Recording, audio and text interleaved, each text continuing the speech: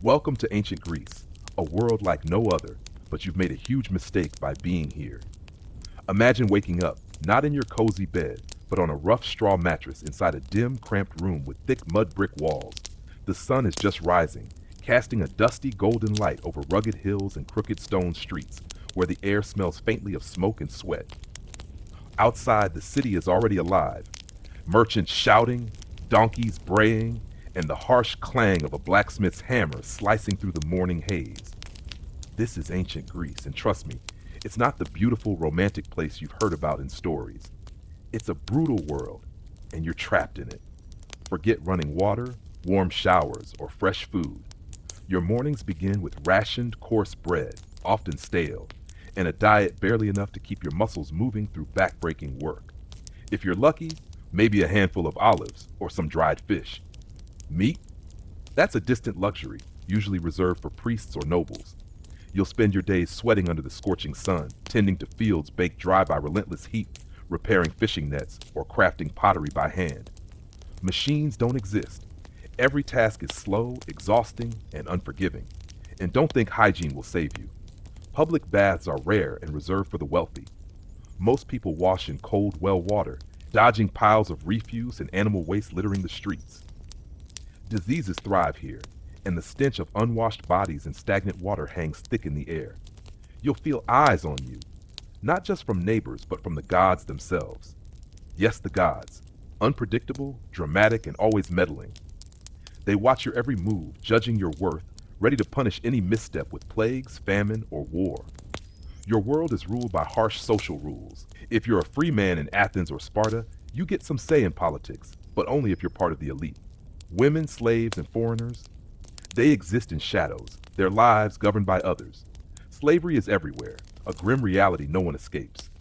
Freedom is rare and fragile. Yet despite the hardship, this is the birthplace of democracy, philosophy, art, and theater. The Parthenon rises proudly, a symbol of power and belief, even as city-states clash and plot behind closed doors. Your education, if you're lucky enough to get one, is limited and tightly controlled. Most people live in ignorance, learning only the skills needed to survive. Every day you must balance survival with faith, politics, and fear. Fear of the gods, fear of enemies, fear of starvation. Life expectancy is short, death comes suddenly and often. Yet these people built foundations for modern civilization, shaping ideas and cultures that still echo through time. So as you listen, prepare to dive into this ancient world with open eyes and a steady heart. Because ancient Greece wasn't just history.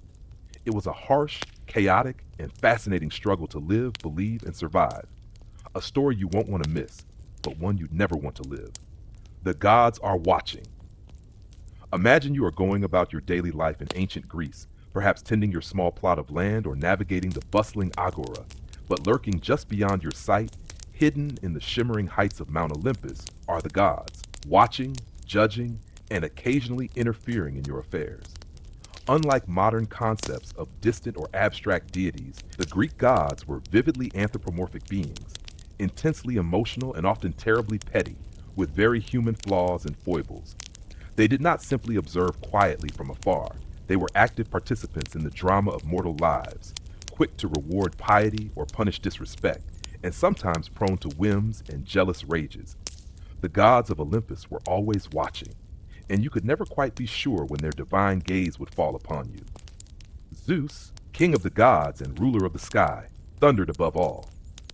He was a god of immense power and complexity, revered and feared by mortals and immortals alike. Zeus was the protector of justice and order, but also a god known for his numerous affairs and unpredictable temper. His thunderbolt was not just a weapon, it was a symbol of his authority over gods and men. If Zeus was displeased, storms could ravage your crops, lightning might strike your home, or worse, you might find yourself in his mythic tales as a cautionary example of mortal arrogance. Yet despite his power, Zeus was far from a distant impersonal force. He was a god who cared deeply about loyalty and honor, and many myths tell of mortals who earned his favor through bravery or piety. Next to Zeus stood Athena, the goddess of wisdom, strategy, and warfare. Born fully armed from Zeus's forehead, Athena was the embodiment of intellect and rational thought.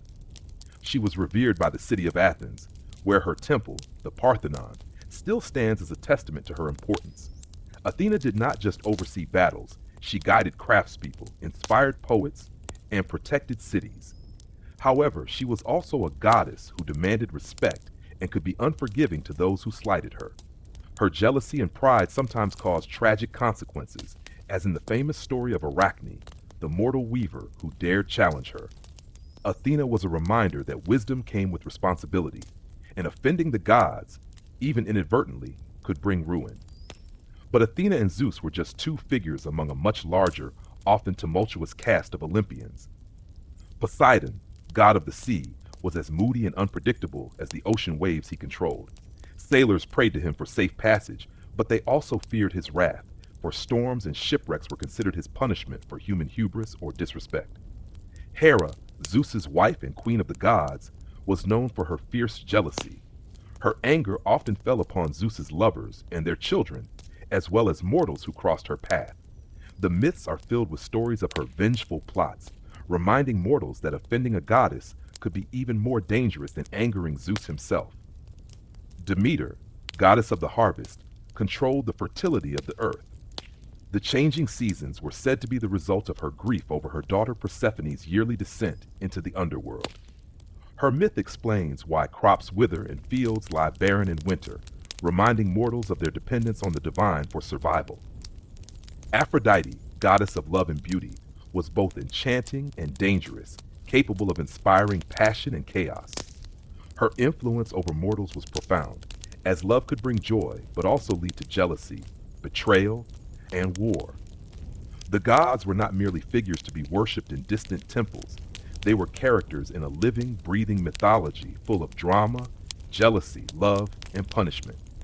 The ancient Greeks believed that the gods' moods could shift rapidly, and rituals, sacrifices, and prayers were essential to maintain their favor. Festivals honoring the gods filled the calendar, each with its own customs, music, and offerings. To ignore these rituals was to invite misfortune. For example, the Eleusinian mysteries celebrated Demeter and Persephone with secret rites promising initiation into a deeper understanding of life and death. Participating in such festivals was a way to connect with the divine, seek protection, and gain a sense of peace amidst life's uncertainties. But the gods were also unpredictable. Their judgments could be swift and severe, often delivered in ways that seemed cruel or unfair. The tragic fates of heroes and mortals alike served as reminders that the gods demanded respect and humility. Prometheus, who stole fire from the gods to give to humanity, was punished with eternal torment. Narcissus, punished for his vanity, was doomed to fall in love with his own reflection until he wasted away. These stories serve both as entertainment and cautionary tales, weaving moral lessons into the fabric of everyday life. The gods' involvement in mortal affairs extended to wars and politics. Battles were often depicted as contests between divine patrons, with cities calling on their favorite gods for victory. The Trojan War, immortalized in Homer's epics, was as much a clash of gods as it was of humans. Athena and Hera sided with the Greeks, while Aphrodite supported the Trojans, each maneuvering behind the scenes to influence the outcome. These divine rivalries reinforced the idea that mortals were subject to larger cosmic forces beyond their control, and that humility before the gods was essential. In addition to the Olympians, countless lesser deities, nymphs, and spirits inhabited the world, each overseeing aspects of nature and human experience. From the mischievous satyrs to the solemn fates who spun the threads of destiny, the divine presence was everywhere. The ancient Greeks saw their world as alive with these spirits, each demanding respect and recognition. Neglecting them could bring misfortune, while honoring them might grant blessings. Living under the watchful eyes of these gods meant that every action could carry cosmic significance. Justice was not just a human concern, but a divine mandate. The concept of hubris, excessive pride, or disrespect toward the gods was central to Greek morality. Those who committed hubris risked nemesis, divine retribution, often harsh and humiliating. The myths frequently portray heroes who fall because they overstep their bounds or challenge the gods, serving as warnings to mortals to know their place. In daily life, this divine oversight meant that you had to be constantly mindful. Simple acts like entering a home, starting a journey, or harvesting crops were accompanied by prayers or offerings. Ignoring these customs was not just impolite, it was dangerous. The gods were seen as guardians of order, and their favor was crucial for success and survival. At the same time, their human-like personalities made them approachable in myth and ritual, giving mortals a way to relate to forces that otherwise might seem distant or indifferent. This constant presence of divine judgment could be both comforting and terrifying. On one hand, the gods provided a framework for understanding the world and its mysteries. They explained natural phenomena, human emotions, and the complexities of fate. On the other, their capriciousness could lead to sudden misfortune, reminding mortals of their vulnerability and the importance of humility. The balance between reverence and fear shaped Greek culture and society in profound ways. So, as you drift off to sleep tonight, picture the gods on their thrones high above Mount Olympus, Zeus with his thunderbolt, Athena with her owl, Poseidon wielding his trident, and the rest of the divine ensemble watching the world below. They are never far from your thoughts or your fate, judging your actions and deciding your destiny. Remember, in ancient Greece, the gods were always watching, and they certainly were not shy about letting you know it. Your morning in Athens: roosters, rationed bread, and public shame. As the first light of dawn brushes gently over the terracotta rooftops of Athens, your morning begins not with the gentle buzz of an alarm clock or the soft hum of a coffee machine, but with the sharp, persistent crowing of roosters. Their call slices through the early mist and waking city like a herald of the new day. The streets, still cloaked in shadows, are quiet but not empty. The ancient city stirs slowly, waking from its brief repose with the promise of a day full of toil, rituals, and unspoken rules. You rise from your modest sleeping mat on the floor of your small stone-walled home, the coolness of the marble floor a stark contrast to the warmth of the fire that has long since died. Outside, the aroma of the nearby hearths preparing breakfast begins to mingle with the salty scent of the Aegean Sea carried by the morning breeze. Your first task of the day is simple but essential: acquiring your bread ration. Bread is the staple of your diet, fundamental to survival, but far from abundant. The local baker's stall, a humble stone kiosk set in the Agora's bustling market square, opens early for the city's citizens to claim their allotments. The bread itself is coarse, dark, and made from barley mixed with wheat, often hard and stale by the end of the day. Flour is scarce, and wheat is precious, so this rationing system ensures that all citizens, whether wealthy or poor, receive their share. The bread represents much more than sustenance. It is a symbol of the fragile balance of the city's resources and the social contracts that bind you to your fellow Athenians. As you make your way to the market, the sounds of Athens grow louder. Merchants begin calling out their wares, hawking olives, figs, and fresh fish caught in the previous night's haul. The distant clang of the blacksmith's hammer rings rhythmically, while the chatter of neighbors greeting one another blends with the bleating of goats tethered nearby. Yet beneath this bustling veneer is a strict order. Athens is a city where every citizen has a defined place and role, and deviation from this order is met not only with disdain, but with public consequences. Today, as on many mornings, you pass by the public square where the magistrates have set up the scourging post, a wooden frame where offenders of the city's laws receive corporal punishment. Public shaming is an integral part of maintaining order in Athens. Crimes such as theft, neglecting civic duties, or disrespecting the gods are punished openly to serve as a deterrent. The shame is as much a part of the sentence as any physical pain.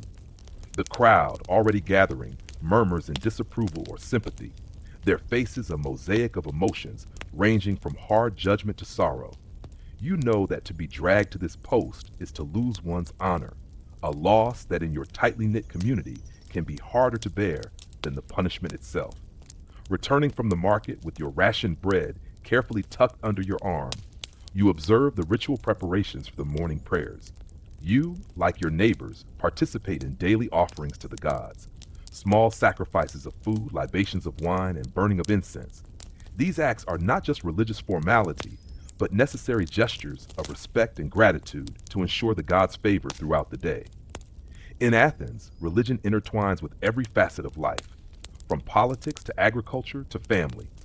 Neglect or disrespect risks divine wrath, which could manifest as illness, crop failure, or worse. With your bread in hand and prayers offered, you join the slow flow of citizens heading to the public baths. These baths are not merely places for cleanliness, but vital social hubs where news is exchanged, business is conducted, and alliances are forged. However, even here, modesty is observed with caution, especially for women and slaves, who have limited access and strict behavioral codes. Your social standing influences your experience profoundly. As a free citizen, you have privileges and responsibilities others do not. You are expected to contribute to the city's defense and governance. These expectations weigh heavily, a constant reminder that Athens is a democracy only in name for those who do not meet the criteria of citizenship. The midday sun climbs steadily, and as the city heats, you retreat to the shade of your courtyard, breaking your bread with olives and goat cheese. The food is simple, sustenance rather than delight, a far cry from the lavish feasts of the elite. Yet there is comfort in this routine, a rhythm that has been passed down through generations. Your family gathers briefly to share news, discuss the city's affairs, and plan for the coming day. Conversations often turn to politics, philosophy, or the latest events in the assembly. Athens is a city alive with ideas, but also rife with tension, between rich and poor, between tradition and innovation. The shadow of war looms constantly. Athens' conflicts with neighboring city-states mean that many of your fellow citizens are soldiers or sailors, called away at a moment's notice. You yourself may be required to take up arms or contribute to the war effort through taxes and labor. The city's survival depends on vigilance and unity, but this also breeds suspicion and paranoia. Trust is precious and fragile. Public shame extends beyond petty crimes to accusations of disloyalty or dissent, which can ruin reputations and families. As the afternoon wanes, you prepare for your final duty of the day, attending the ecclesia, the assembly where citizens gather to debate laws, vote on policies, and hear announcements. Participation in this democratic process is both a right and a burden.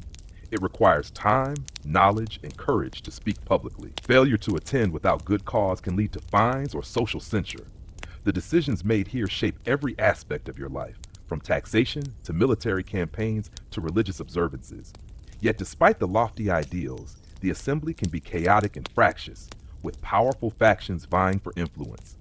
Your voice, while counted, can easily be drowned out. As dusk settles, the city's tempo slows. The streetlights are few and darkness falls swiftly, casting long shadows over the stone buildings. You return home, weary from the day's exertions, but mindful of the rituals still to come. Evening meals are simple and early, taken with family in quiet reflection or conversation. Fires are tended, lamps lit, and the day's bread is shared once more, often hardened but never discarded. Gratitude is expressed for the safety of the day, for the gods' continued favor, and for the promise of rest. Yet even as you prepare to sleep, the city never truly rests. The gods' eyes remain vigilant, the public spaces still hum with whispered conversations, and the social order you navigate so carefully persists in every corner. Your morning routine in Athens, so ordinary on the surface, is woven into a complex tapestry of survival, faith, and community. In this ancient city, every loaf of bread, every glance exchanged, every law debated, is a thread in a vast, living story of humanity seeking meaning and order under the ever-watchful gaze of gods and neighbors alike. Public baths and very public hygiene. Learn about communal cleaning, limited soap, and what counts as fresh in 430 BCE. In the bustling heart of ancient Athens, where the city's vibrant life pulses through narrow stone streets and crowded marketplaces, the concept of hygiene is vastly different from what you might expect today.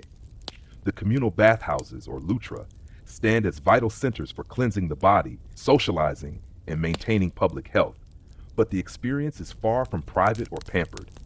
In 403 BCE, when the shadow of the Peloponnesian War darkens the city's future, bathing is a necessary ritual steeped in social customs, religious overtones, and practical limitations that shape what it truly means to be fresh.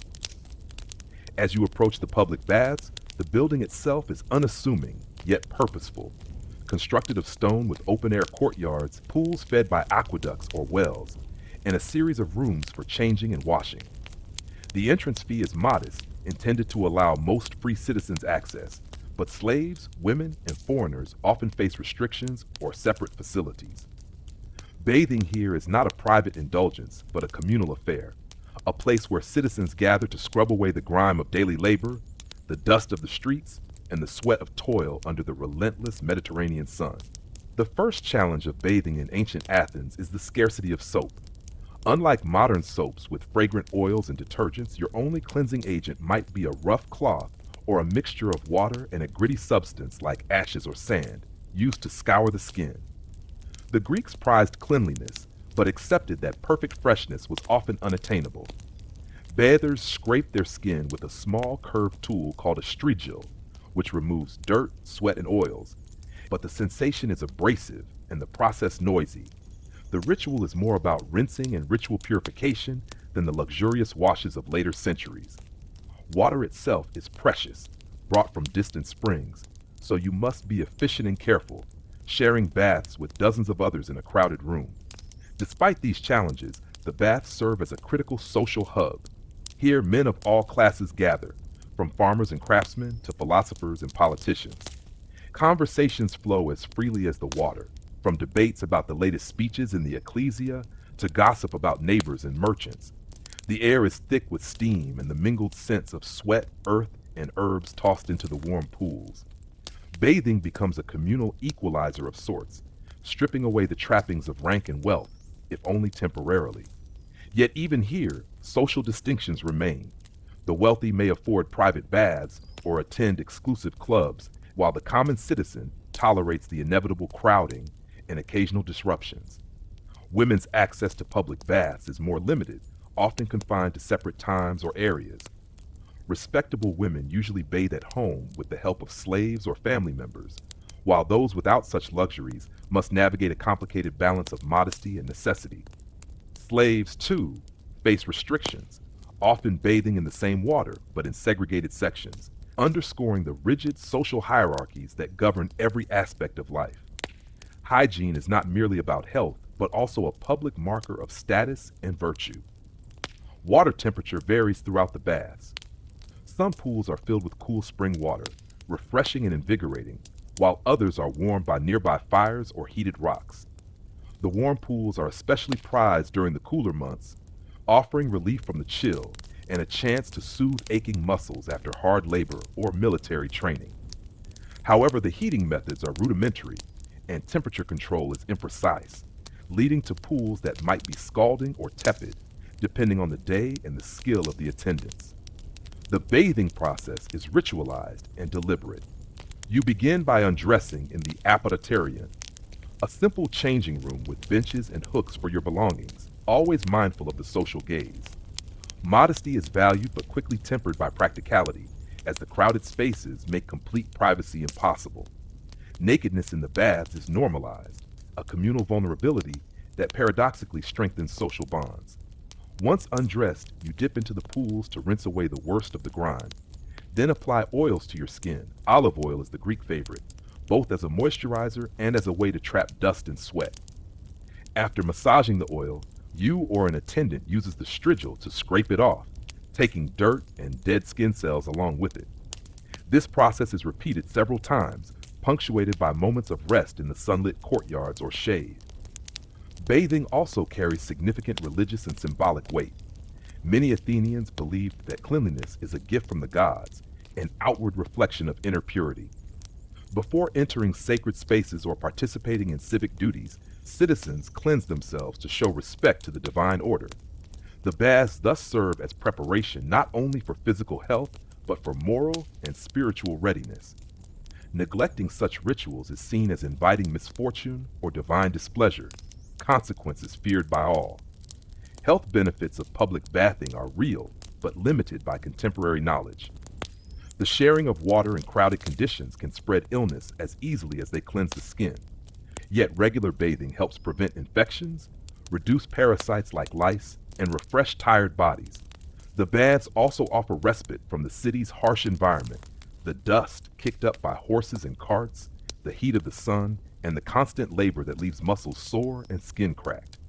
For many, a visit to the baths is the highlight of the day, a moment of relief and rejuvenation amid the city's relentless demands. Personal grooming beyond bathing is minimal and often dictated by class. Wealthier citizens may employ slaves or freedmen to tend their hair, trim nails, and apply perfumes made from flowers and herbs, but the average Athenian relies on simple tools and natural scents. Beards and hair are kept relatively short and clean, but elaborate hairstyles and cosmetics are typically reserved for women of higher status or those involved in religious cults. Dirt and sweat are daily companions, accepted as part of life's unavoidable struggles. In a city where reputation and honor are paramount, appearances at the baths carry weight. Arriving clean and well-groomed signals respect for oneself and others, while neglect or obvious dirtiness invites gossip and social penalties. Hygiene is a communal concern, tied deeply to Athens' identity as a civilized polis amid often harsh natural and political environments. The baths, then, are a microcosm of the city's values: public, shared, practical, and yet imbued with layers of meaning that go beyond mere cleanliness. As the sun climbs higher and the city's rhythms shift, you leave the baths feeling lighter, your skin slick with the residue of olive oil and sweat, your muscles eased, and your mind sharpened. The communal baths, with their steam, noise, and crowds, may lack modern comforts, but they fulfill a vital role in the life of Athens. They are a place of cleansing, both physical and social, where citizens prepare to face the day's challenges renewed and connected to their community. Returning to your daily tasks, whether farming the olive groves, crafting pottery, or engaging in the democratic assemblies, you carry with you the quiet confidence of having honored your body, your city, and your gods through the simple yet profound act of bathing. In 430 BCE Athens, the public bath is not merely a place to wash. It is a cornerstone of civic life, a place where the practical, the social, and the spiritual converge in steam and stone. Let me know if you'd like me to help with anything else. In the world of ancient Greece, fashion is far more than just a matter of personal style or vanity. It is a silent language of status, identity, and social expectation, communicated through every fold of cloth and every choice of fabric. Unlike modern fashionistas who might rely on tutorials or online influencers, the Greeks master their garments through tradition, observation, and an innate understanding of what society deems acceptable or, more importantly, scandalous. Here, in the city-states where philosophy, democracy, and warfare dominate daily life, the way you dress sends a message just as loud as the words you speak in the agora or the battles you fight on the plains. Mastering the art of wrapping a toga or donning a tunic is essential. Get it wrong, and you risk more than just fashion faux pas. You risk public mockery, social exile, or worse. The cornerstone of Greek fashion for men is the chiton, a simple yet versatile tunic made from a single rectangle of linen or wool. The fabric is folded and pinned over the shoulders and cinched at the waist with a belt called a zone. It may sound simple, but the manner of folding, the length of the hem, and the quality of the cloth can speak volumes about one's social rank, occupation, and even political allegiance. For instance, a short chiton, cut just above the knees, is favored by laborers and soldiers for its practicality, allowing ease of movement and keeping the wearer cool under the relentless sun. Conversely, longer chitons reaching the ankles are reserved for wealthier citizens and philosophers, signaling leisure and status. To add to the complexity, men may layer a heavier himation, a cloak-like garment, over the chiton, draped elegantly around the shoulders in a way that suggests refinement and intellectual gravitas. For women, fashion revolves around similar principles, but with an added emphasis on modesty and elegance. The peplos and chiton are the primary garments, both constructed from rectangles of fabric but worn and fastened differently. The peplos, often made from heavier wool, is folded down from the top edge to create a layered look and secured with pins or brooches at the shoulders, with a belt cinching the waist underneath the fold. The result is a graceful silhouette that flows with the wearer's movements, revealing just enough to suggest allure without breaching decorum. Women's clothing may be adorned with dyed patterns or embroidery, but vibrant colors like deep reds and purples are expensive and thus reserved for the wealthy or priestesses. The poorer women, like their male counterparts, wear simple, undyed fabrics in shades of white, cream, or muted browns. The choice of fabric itself is fraught with social implications. Linen, imported from Egypt, is prized for its lightness and coolness in the Mediterranean heat, but it comes at a high cost. Wool, abundant in Greece due to widespread sheep farming, is more affordable but heavier and less breathable, often associated with the working class or colder seasons. The rough texture of cheaper woolen garments could easily mark someone as low-born or unrefined, instantly attracting the scorn or laughter of their peers. In a society where public image is everything, the quality and cleanliness of one's clothing are vital. Worn out hems, faded colors, or stains can be signs of poverty or neglect, potentially leading to social ostracization. Colors are another subtle yet powerful marker in Greek fashion. Bright, vibrant dyes are expensive and often symbolic. Purple, for example, is associated with royalty and wealth, derived from the costly dye extracted from the murex sea snail. To wear a purple garment without the proper status could invite accusations of arrogance or even legal repercussions. Similarly, black might be worn during periods of mourning, while white symbolizes purity and is commonly used for religious ceremonies.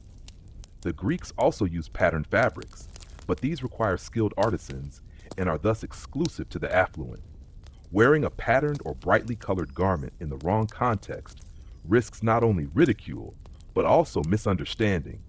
Fashion mistakes here are not mere accidents, but breaches of the social contract. Accessories and footwear complete the ensemble, but come with their own social codifications. Sandals, often made from leather, vary in quality from simple, utilitarian designs worn by farmers and slaves to intricately decorated pairs for wealthy citizens and nobility. Jewelry, too, signals status, with gold and silver reserved for the elite, while common folk wear bone or wooden ornaments. Hair is styled simply yet carefully. Men often keep their hair short and beards neatly trimmed, though philosophers might cultivate a more unkempt look as a sign of contemplative depth. Women might adorn their hair with ribbons, pins, or wreaths of fresh flowers, especially during festivals and religious ceremonies, adding a layer of grace and refinement to their appearance. Getting dressed is itself a social ritual, sometimes assisted by family members or slaves, especially for the wealthy.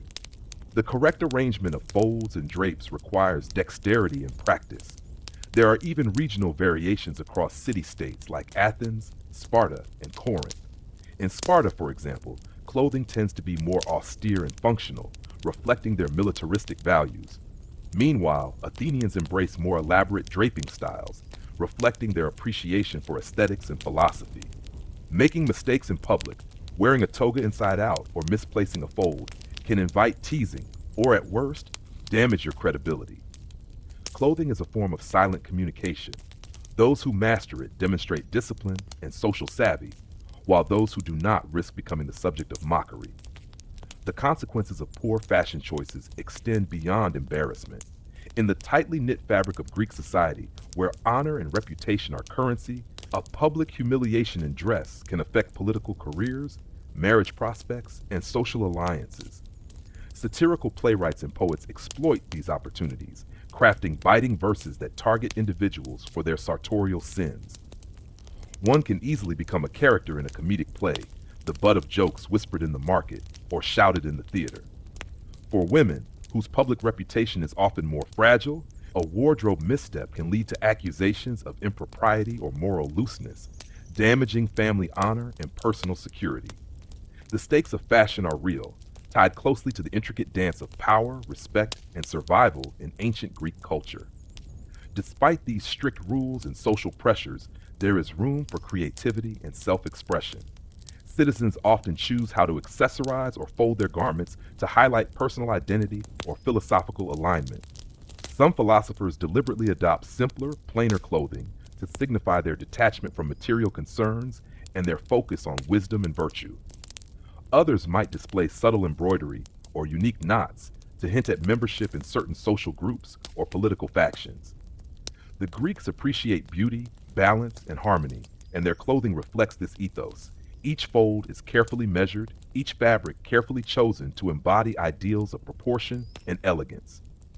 Religious and ceremonial occasions bring an additional layer of complexity to Greek fashion. Priests, priestesses, and participants in festivals don special garments imbued with symbolism. White robes, often decorated with olive branches or laurel wreaths, signify purity and connection to the gods. During dramatic festivals like the Dionysia, actors wear costumes that transform their identities, allowing them to embody mythic figures or social archetypes. The elaborate nature of these garments contrasts with the everyday simplicity of common attire, but highlights the importance of clothing as a vehicle for storytelling and cultural memory. Fashion in ancient Greece is therefore an intricate blend of practicality, social signaling, religious symbolism, and personal expression. Unlike today's fast changing trends, Greek fashion evolved slowly, rooted deeply in tradition, but adaptable enough to allow subtle variation and regional differences. Every citizen, from the poorest farmer to the most powerful statesman, participates in this complex system, negotiating their place in society through the cloth they wrap around themselves.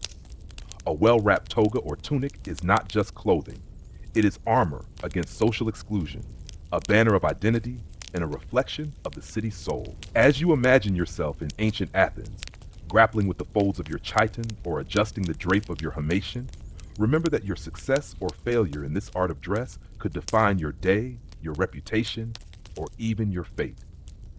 Unlike today's casual throws on of clothes, fashion here is a deliberate act, an ongoing performance where every thread counts.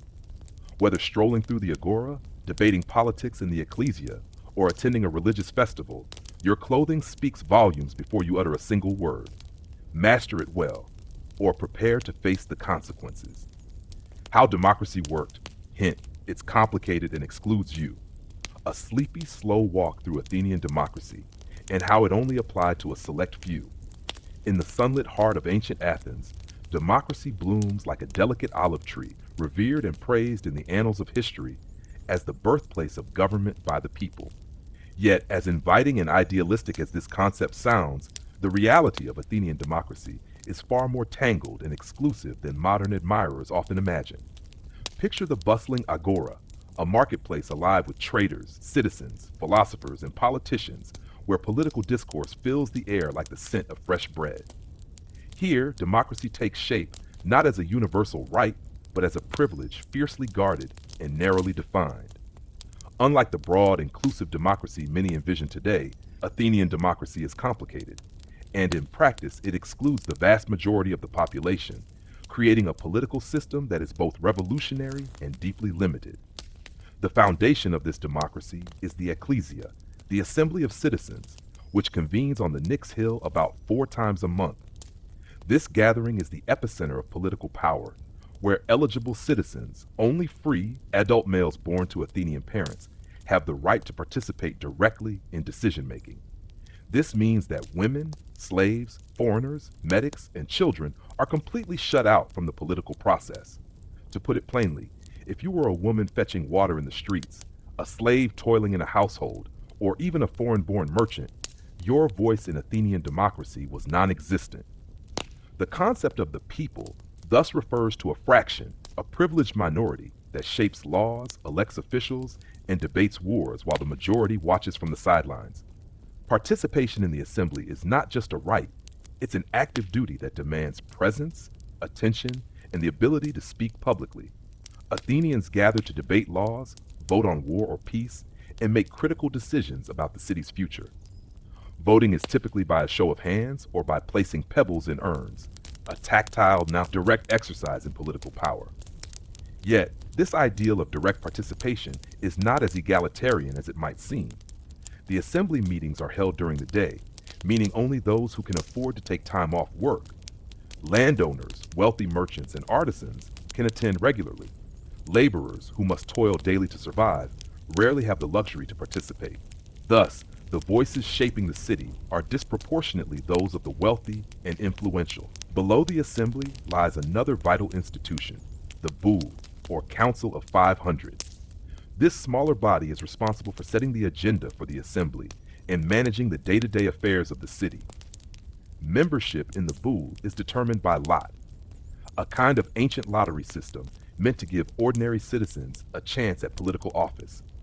However, only male citizens over 30 who have completed military service are eligible. Serving in the Boule is considered both an honor and a burden, involving a year of public service that requires time and resources many cannot spare.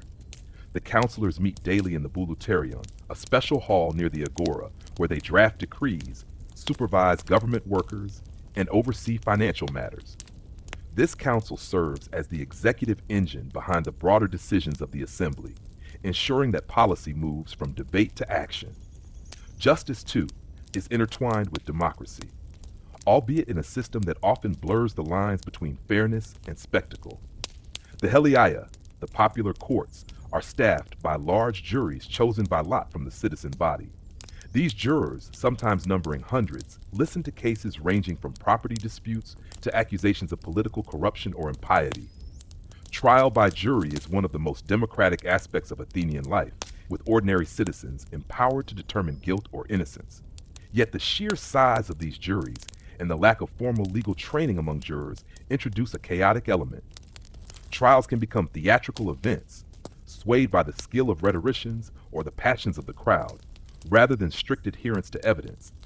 Moreover, certain groups, women, slaves, and foreigners, have no legal voice of their own and must rely on male citizens to represent them.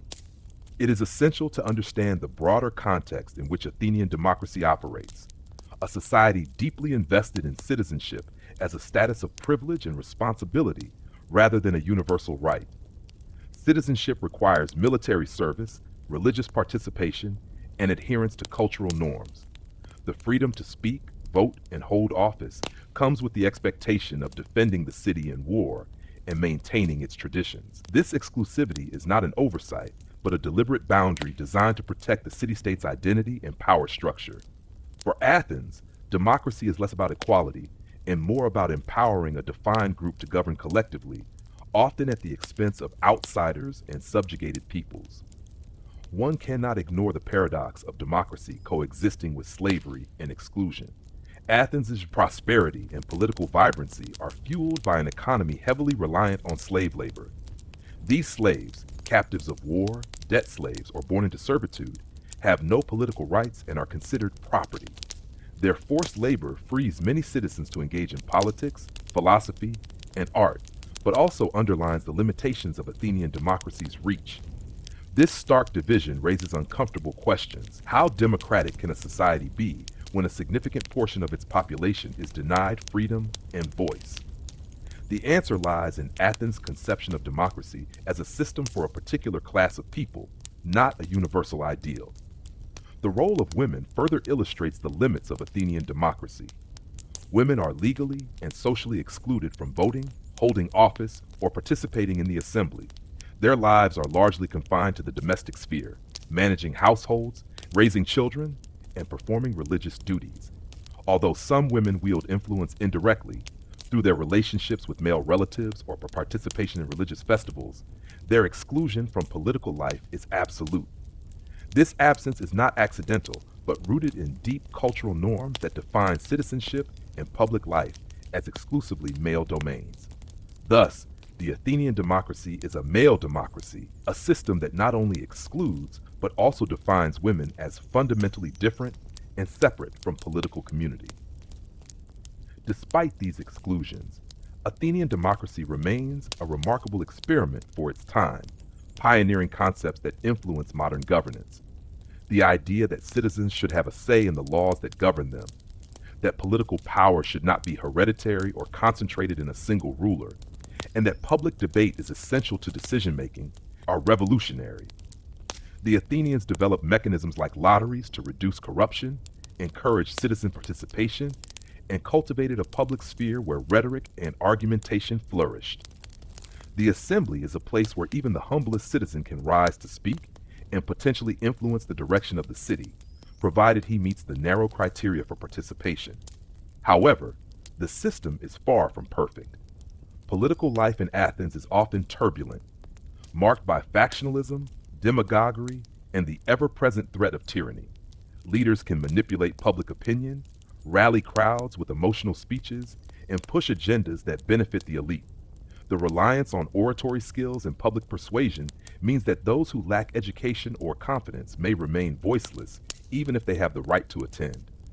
Moreover, the day-to-day operation of the democracy depends heavily on a large population of disenfranchised people whose labor and support underpin the city's wealth and leisure.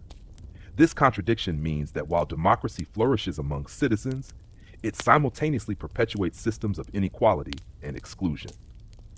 Another important aspect to consider is the economic barrier to democracy.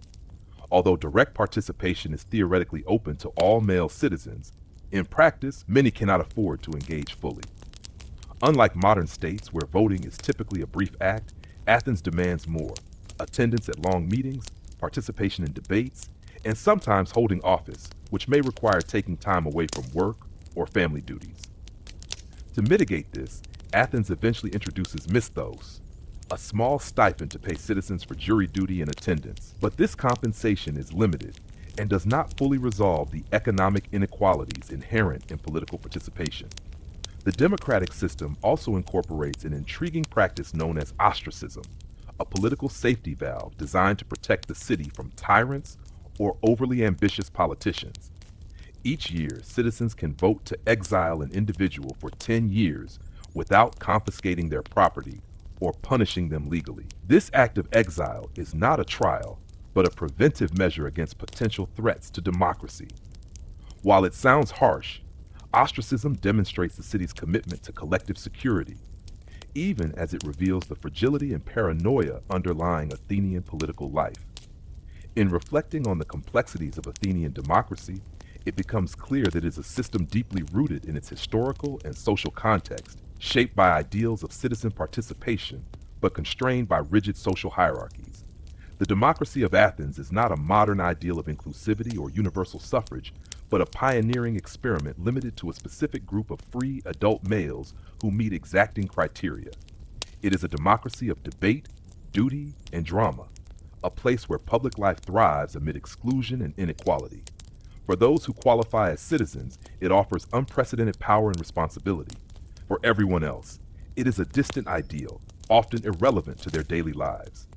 So as you imagine the sun rising over the Acropolis and the sound of voices rising in the assembly below, remember this: Athenian democracy is both a beacon of political innovation and a mirror reflecting the deep social divisions of its time. It invites you to marvel at the courage and ambition of its founders, but also to recognize the many who were left outside its doors. Democracy in ancient Athens is complicated, exclusive, and messy, but it remains one of history's most enduring legacies, shaping the political conversations that continue to this day. The Olympics: glory, nudity, and no water breaks. Why being an athlete here is painful, dusty, and often done naked. Imagine yourself waking up before dawn in a humble lodging near the sanctuary of Olympia, where the ancient Olympic Games are about to begin. The Mediterranean sun has not yet risen, but the air already tastes dry and warm, promising another scorching day. Around you, hundreds of other athletes are stirring, men from across Greece, all striving for one thing: glory. But don't imagine modern Olympic fame, endorsements, or cushioned stadium seats. Here, glory is raw, brutal, and won with blood, sweat, and a body stripped bare, often literally. You're about to enter a world where the line between divine favor and mortal pain blurs beneath the relentless heat of the Greek summer sun. Training as an Olympian is a relentless and punishing routine that begins long before the games. These athletes don't rely on gyms filled with machines or scientific nutrition plans. Instead, their preparation takes place in dirt-filled palestras, rocky fields, and dusty running tracks. Dawn training sessions are grueling, often lasting hours, pushing bodies to the edge without pause. You'll sprint until your lungs burn, wrestle until bruises and cuts mark your skin, and throw javelins with aching arms. Your only tools are your hands, your grit, and whatever simple gear you own, mostly none. And unlike today's athletes who might sip water regularly, here there are no water breaks, no electrolyte drinks, no ice packs or medics on standby. You learn endurance the hard way, by pushing through the pain. As the sun climbs higher, the reality of the competition sets in. You strip down, as is tradition, leaving behind any piece of clothing. The reasons go deeper than mere modesty or ancient customs. Competing naked, or gymnos as the Greeks called it, was a deliberate celebration of the human body. It was believed to honor the gods by showcasing the physical perfection of the athlete, reflecting the Greek ideal of kalokagathia, the harmony of beauty and virtue. There was also practicality. Loose clothing would hinder movement and risk accidents. Nudity symbolized honesty, bravery, and vulnerability. No hiding weaknesses beneath layers of fabric. Every muscle was exposed to the burning sun and the sharp eyes of thousands gathered in the stone stadium. Imagine the psychological weight of standing there, your body aching, face flushed, sweat blurring your vision, all while knowing any falter would not only mean defeat, but public shame. The crowd roars as the first event begins. The stadion race, a sprint roughly 200 meters long. The track is far from the smooth surfaces we expect today. It's a packed dirt lane, uneven and dusty, a battlefield of grit and determination. You crouch at the starting line, heart pounding, legs tense like coiled springs. At the signal, you explode forward, every muscle straining, lungs gasping for air as your feet kick up clouds of dust. The sun is merciless, relentless in its beating, and with no water in sight, your throat feels like sandpaper. The finish line approaches, and you push through, muscles screaming in protest, because losing here means not just disappointment, but a loss of honor that echoes beyond the games. Next comes the longer foot races, the Dialos and the Dolichos, where endurance is tested and stamina becomes king. Running for hundreds or even thousands of meters across uneven terrain under the glaring sun strips away every ounce of comfort. Many runners collapse after crossing the finish line, bodies spent and trembling. There are no medics rushing to your aid, just fellow competitors and spectators offering water or shade if you're lucky. But running is only part of the story. Wrestling matches follow, held in dusty arenas with stone walls echoing the grunts and struggles of fighters locked in combat. These bouts are vicious and exhausting, often lasting for what feels like an eternity. The goal is simple: pin your opponent's shoulders to the ground. But it's anything but easy. Every throw, every hold, every desperate maneuver tests the limits of strength and skill. Bruises, cuts, and broken noses are common, yet you fight on because surrender is unthinkable. The crowd's cheers can be deafening or crushing, depending on whether you succeed or falter. Then there's the pancration, one of the most brutal and savage events. A no-holds-barred contest combining boxing and wrestling. The pancration allowed almost any technique: punches, kicks, holds, chokeholds, and submissions, except biting and eye gouging. Fighters entered the arena knowing they could face bone-crushing blows and serious injury. Matches could last hours, with each man testing the other's endurance and willpower to breaking point. Winning here wasn't just about physical strength, but the mental fortitude to endure pain and keep fighting when your body begged you to quit. The pentathlon is yet another test of versatility and stamina, demanding excellence in 5 distinct disciplines: running, long jump, discus, javelin, and wrestling. To compete in all 5 events meant your body had to be extraordinarily well-rounded. You would hurl the discus or javelin with powerful precision, sprint the stadium race with speed, leap great distances, and then wrestle with all the remaining strength you had left. Each event exhausted you, but rest was minimal. The games pushed your body to its limit and beyond, often leaving athletes collapsed and gasping for breath, their skin sunburned and dust-coated. Despite all this suffering, victory brought unimaginable rewards. Winners were crowned with simple olive wreaths, fresh from the sacred groves of Olympia, symbols of peace, honor, and divine favor. But the crown of olive leaves was far more valuable than any modern medal. It was a ticket to eternal fame. Victors returned home as heroes, celebrated by their city-states with lavish feasts, statues, and privileges like tax exemptions and front-row seats at theater performances. Their names were immortalized in poems and stories, inspiring generations.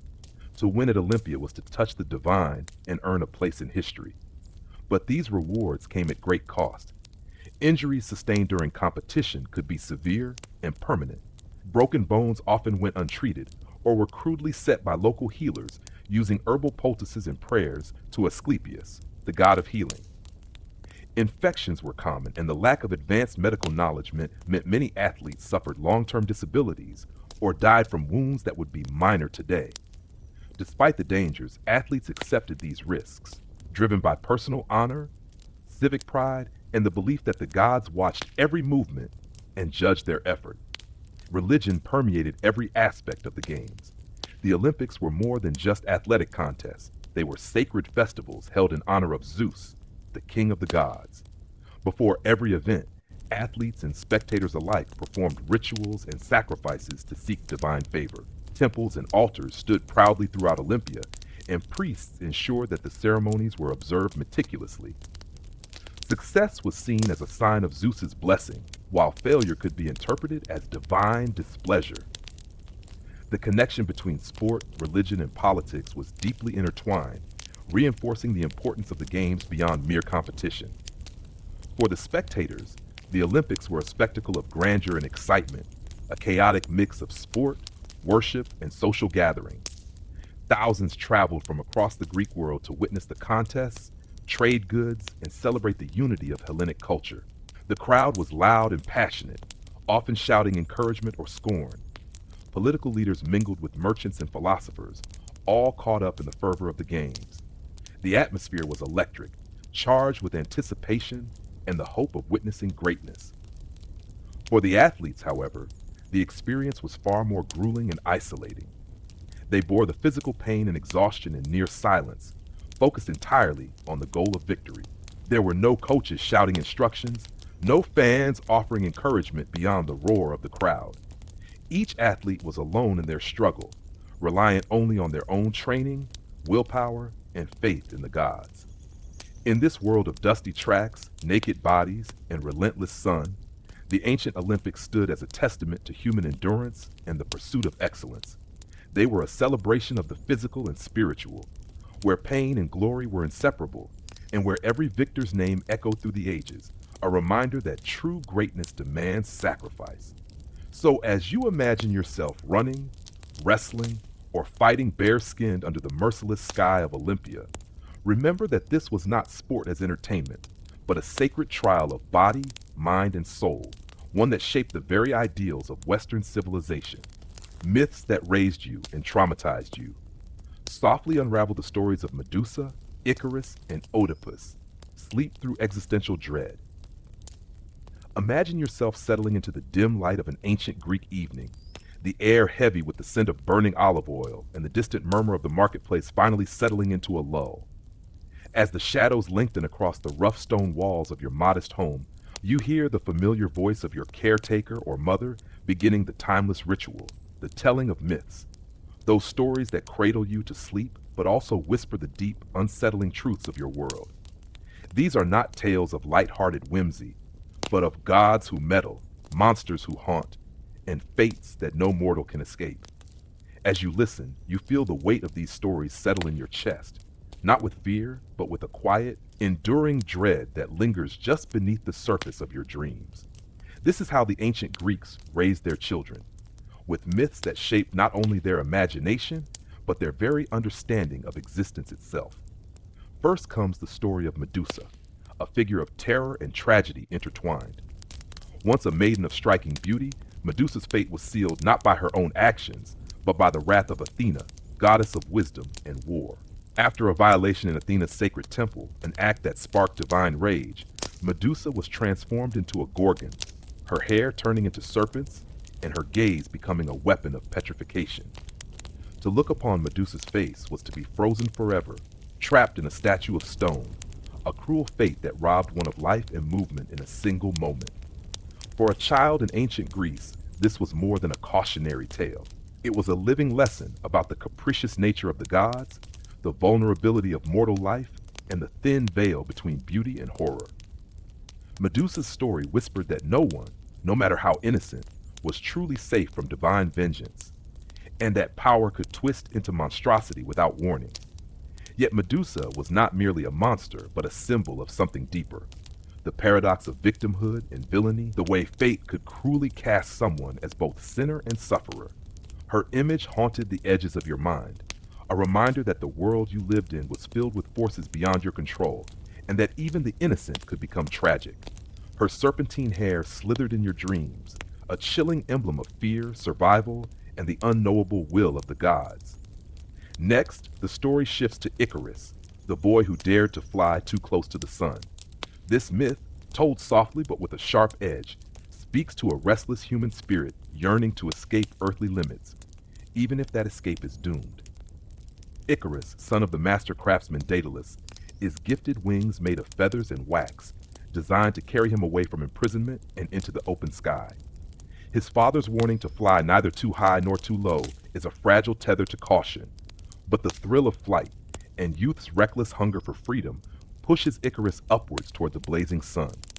The wax melts, the feathers scatter, and Icarus plummets into the sea, swallowed by the cold depths, his dream extinguished in a watery grave.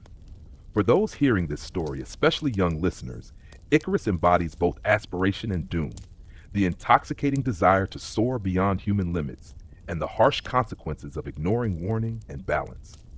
This myth is a lullaby and a warning sewn into one, a delicate reminder that ambition without prudence can lead to destruction. The image of Icarus's wings dissolving under the unforgiving sun clings to your imagination, a haunting metaphor for the fragile hope and inevitable fall that shadows all human endeavor. The myth teaches a quiet lesson. To live fully is to risk everything, but the gods will not always spare you when you reach too far. Finally, there is Oedipus, the tragic king whose life is woven from the threads of prophecy, fate, and irreversible mistakes. From the moment of his birth, Oedipus is marked by a curse, a prophecy that he will kill his father and marry his mother. To prevent this, his parents abandon him to die. But fate, relentless and inscrutable, twists every attempt to escape destiny into confirmation of the prophecy itself. Oedipus grows up unaware of his true parentage, unknowingly fulfills the terrible fate, and upon learning the truth, blinds himself in horror and despair. His story is a profound meditation on the limits of human knowledge, the inescapability of fate, and the tragic consequences of human flaws and divine will intertwined. Listening to Oedipus's tale, you feel the slow unraveling of hope, the crushing weight of truth that cannot be denied, and the bitter irony that the harder you try to escape your destiny, the tighter its grip becomes. His life is a somber reflection of the fragility of human existence and the painful mysteries of identity and guilt. As the story unfolds in whispered tones, you are gently rocked by the existential dread that life may be governed not by free will, but by forces far beyond mortal grasp, and that suffering is sometimes unavoidable, no matter your choices or intentions.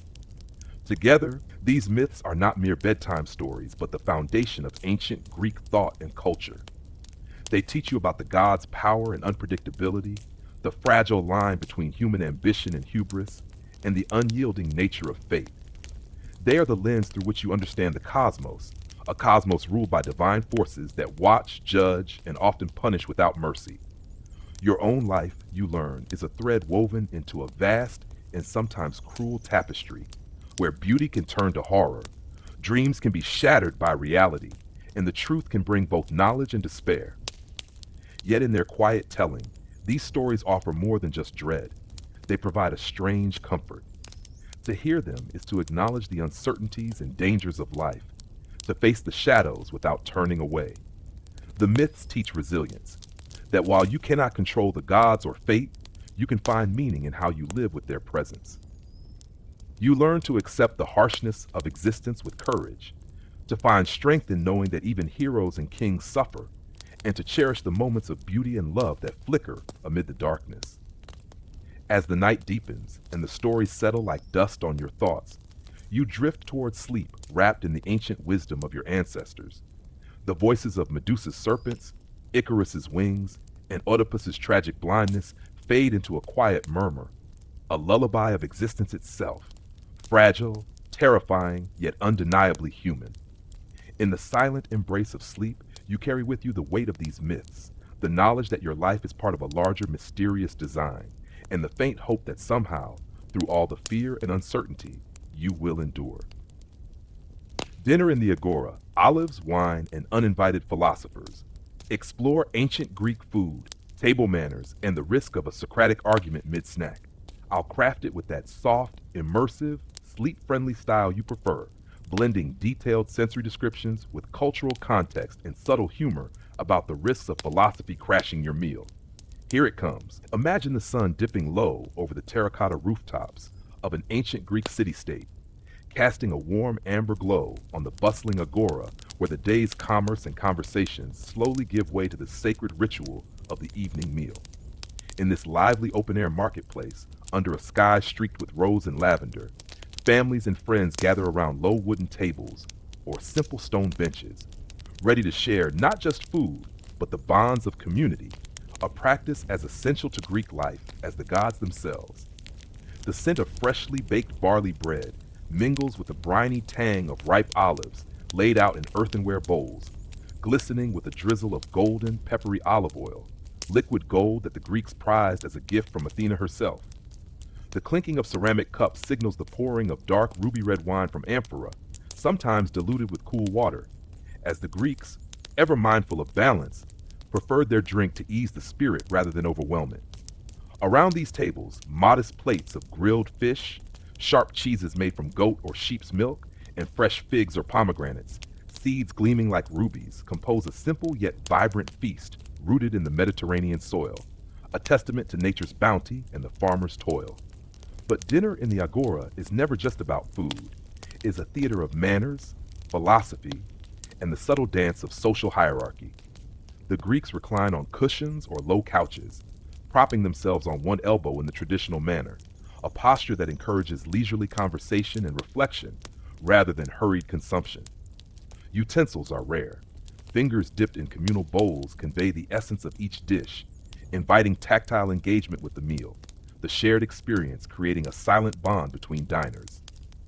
Yet, there is a careful choreography to this dining ritual, respectful gestures to elders and gods, measured sips of wine, and an unspoken code that governs how and when to speak.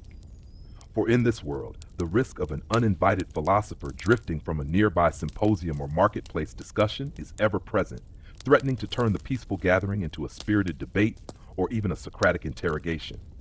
Imagine, mid-bite of salty cheese, the sudden intrusion of a figure draped in a simple himation, eyes bright with the hunger for truth, ready to challenge your very notions of justice or virtue before you can finish swallowing your food.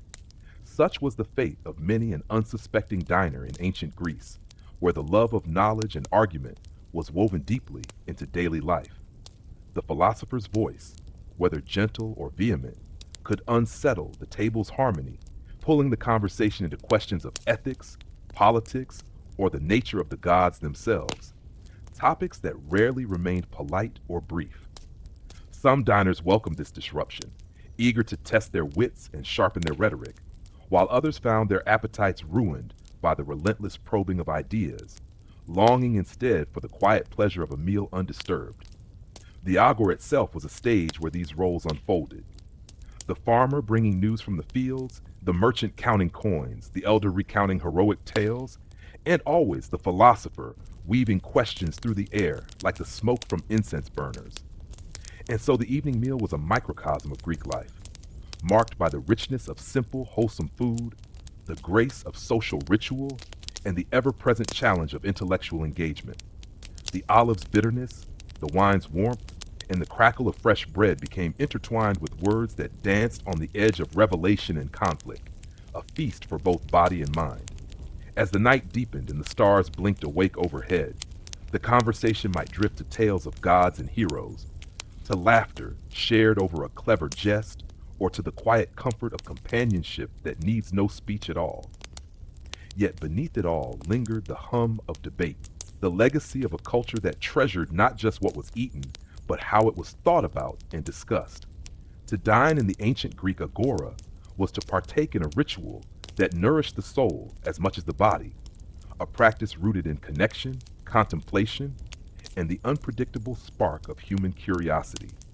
So as you imagine yourself there, with the taste of olives lingering on your tongue and the flicker of oil lamps casting dancing shadows, know that each meal was an invitation to enter a world where food and philosophy were inseparable, and where every bite might lead to an unexpected journey through the labyrinth of ideas, an adventure as rich and complex as the wines poured in tiny cups beneath the vast Mediterranean sky. Slavery and class. You're definitely not in the upper tier. Understand how Greek society treated most people as property and how you'd fit in. Hint, not well.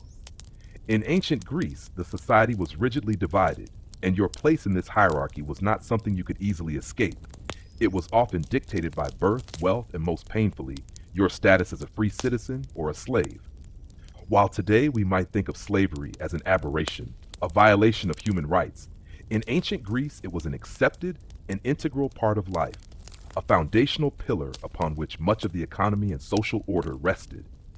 Slaves were everywhere, working in households, in the fields, in mines, and on construction sites, sometimes even in the bustling agora, the marketplace that formed the heart of civic life. Unlike the romanticized visions of heroic warriors and democratic philosophers, the daily reality for most people was one of servitude, hard labor, and utter lack of autonomy. Slaves had no political rights, no legal personhood, and no hope for social mobility. Their lives considered less valuable than those of even the poorest free men. The treatment of slaves varied depending on their owners and roles, but the underlying truth remained constant. They were property, objects to be used, bought, sold, or discarded at will. Some slaves were prisoners of war, others were born into slavery, and some were victims of piracy or debt bondage. The institution was so embedded that even in the democratic city of Athens, where male citizens could vote and speak in the assembly, slaves were excluded entirely from public life. They lived under constant control, often subjected to harsh punishments, with very few protections under the law. Yet, despite this brutal reality, slaves were indispensable to the functioning of the city-state. They toiled in the silver mines of Laurium, which fueled Athens' wealth and military might, labored in the olive groves and vineyards, and served in homes cooking, cleaning, and caring for children. Without slaves, the leisure and political freedoms enjoyed by free men, at least those of higher social classes, would have been impossible. The class structure of ancient Greece also included a tiered system of citizens themselves. Free men with property had the right to participate in politics and owned land, while non-citizens, such as metics, resident foreigners, had limited rights and were often involved in trade or crafts, but barred from voting. Women, regardless of class, had few rights and were generally confined to the domestic sphere, dependent on male relatives. At the very bottom of the social ladder were slaves, whose humanity was systematically denied. Their labor sustained the elite's comfortable lives, yet they existed in the shadows, invisible in many official records and cultural depictions. It's chilling to realize that even the great thinkers of the time, Plato, Aristotle, Socrates, accepted slavery as a natural and necessary condition, reflecting the era's unchallenged social norms. Living as a slave meant constant surveillance and little control over your daily life. You could be rented out, separated from family members, punished severely for minor infractions, or even killed if your owner saw fit. Yet, within this oppressive system, slaves sometimes found ways to resist or improve their circumstances, through cunning, forming bonds with other slaves, or gaining favor with their masters. Manumission, the act of being freed, was possible but rare and often depended on a slave's skill, loyalty, or the goodwill of their owner. Freed slaves, however, did not become full citizens and remained second-class inhabitants with limited rights. The economic impact of slavery was immense. The wealth that funded Athens' golden age, the construction of the Parthenon, the financing of great naval fleets, the support of public festivals and dramatic arts, was largely generated by the unpaid labor of thousands of slaves. This reality casts a stark shadow over the celebrated achievements of Greek civilization. The foundation of their society, culture, and economy was built on systemic inequality and exploitation. This paradox is key to understanding why, despite the impressive democratic ideals promoted by Athens, the reality for most people was one of oppression and exclusion. The lives of slaves in rural areas were especially grueling. Agricultural work was backbreaking and relentless, dictated by the seasons and weather. Fields had to be plowed, harvested, and maintained with primitive tools, all under the watchful eye of overseers who tolerated no laziness or mistake. In urban settings, slaves worked in workshops, markets, and households, performing tasks that free citizens considered menial or beneath them. The constant presence of slaves was a visible reminder of social divisions, a living class that could be ordered around, disciplined, and exploited without question. Beyond the physical toil, the psychological toll was significant. Slaves were denied the ability to form lasting families, as children could be taken away or sold. Their identities were reduced to numbers, their lives treated as commodities. There was no legal recourse if they were mistreated, and the very concept of personal freedom was alien. The threat of punishment, whipping, shackling, or worse, was ever present, enforcing obedience through fear. Yet slaves often developed complex social networks, shared stories and beliefs, and held on to hope in small ways, maintaining their humanity in a system designed to erase it. It's important to remember that while the term slave might evoke a single image, ancient Greek slavery was diverse. Some slaves were highly skilled artisans or educated attendants, while others worked in the most brutal conditions imaginable, such as in the silver mines, where life expectancy was shockingly low. The inequality between free men and slaves was not merely economic, but deeply embedded in social identity and law. Free men were seen as fully human and capable of virtue and rationality. Slaves were considered natural inferiors, incapable of self-rule or moral decision-making. This ideology justified their subjugation and reinforced the social order. The relationship between slaves and their owners could be complex. Some owners treated their slaves relatively well, partly because skilled slaves were valuable assets. Others were cruel and indifferent. Slaves had no legal marriage rights, and families could be split up at any time, but they formed tight-knit communities and shared cultural traditions when possible. Religious practices sometimes offered a measure of solace or hope, as slaves participated in certain festivals or worshiped deities associated with protection and deliverance. In examining this brutal system, it becomes clear Greek society was far from the idyllic cradle of democracy and philosophy often portrayed in textbooks. Instead, it was a place where freedom was limited to a minority, and the majority endured lives of hardship and subjugation. The legacy of slavery in Greece challenges us to reconsider the celebrated achievements of the past and recognize the human cost behind them. If you were born into this system without status or rights, your daily existence would be a constant struggle for survival, dignity, and perhaps a glimmer of hope for something better.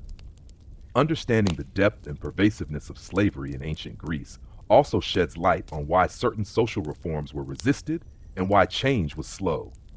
The economic and social elites depended on this labor system to maintain their lifestyles and political power. The notion of universal human rights was absent, replaced by a worldview that accepted inequality as natural and necessary. This stark reality helps explain the limits of ancient Greek democracy, which was revolutionary for its time, but only extended to a select few. Ultimately, the social hierarchy in ancient Greece was a rigid cage that dictated every facet of life. Who could speak in the assembly, who could own land, who could marry legally, and who was condemned to lifelong servitude. Slavery was not just an economic system, but a social and cultural institution that shaped identities, relationships, and even religious beliefs. To live as a slave or a lower-class individual in this world meant facing immense physical hardships, social invisibility, and legal impotence. It meant being excluded from the rights and privileges that made life meaningful for the elites. Looking back, it's difficult not to feel a profound sense of injustice for those trapped in this system. Yet it's crucial to understand the context and mindset of the time. The ideals of freedom and equality we hold today were alien concepts, and even philosophers who questioned the world accepted slavery as a given. This contradiction between intellectual brilliance and social oppression is one of the defining paradoxes of ancient Greece. If you were transported back to this era and assigned the role of a slave or a low-status individual, your existence would be defined by hard labor, restricted freedoms, and social invisibility. Your hopes and dreams would be constrained by the realities of a society that valued you only as property. The grand narratives of Greek history, culture, and democracy would seem like distant illusions compared to the everyday struggles to survive, endure, and maintain some sense of humanity in a world built on inequality. In this sense, you truly would not last a day, not because of your strength or character, but because the very fabric of ancient Greek society was woven to exclude and suppress most of its people. Women in ancient Greece, mostly seen, rarely heard, a gentle look at the severe gender divide and what daily life was like for Greek women. In ancient Greece, women lived a life marked by strict limitations, where their roles and freedoms were sharply curtailed by rigid social expectations and deeply ingrained cultural norms. Unlike the free men who gathered in the agora, participated in politics, and enjoyed public life, women were mostly confined to the private sphere, their voices muted and their presence restricted.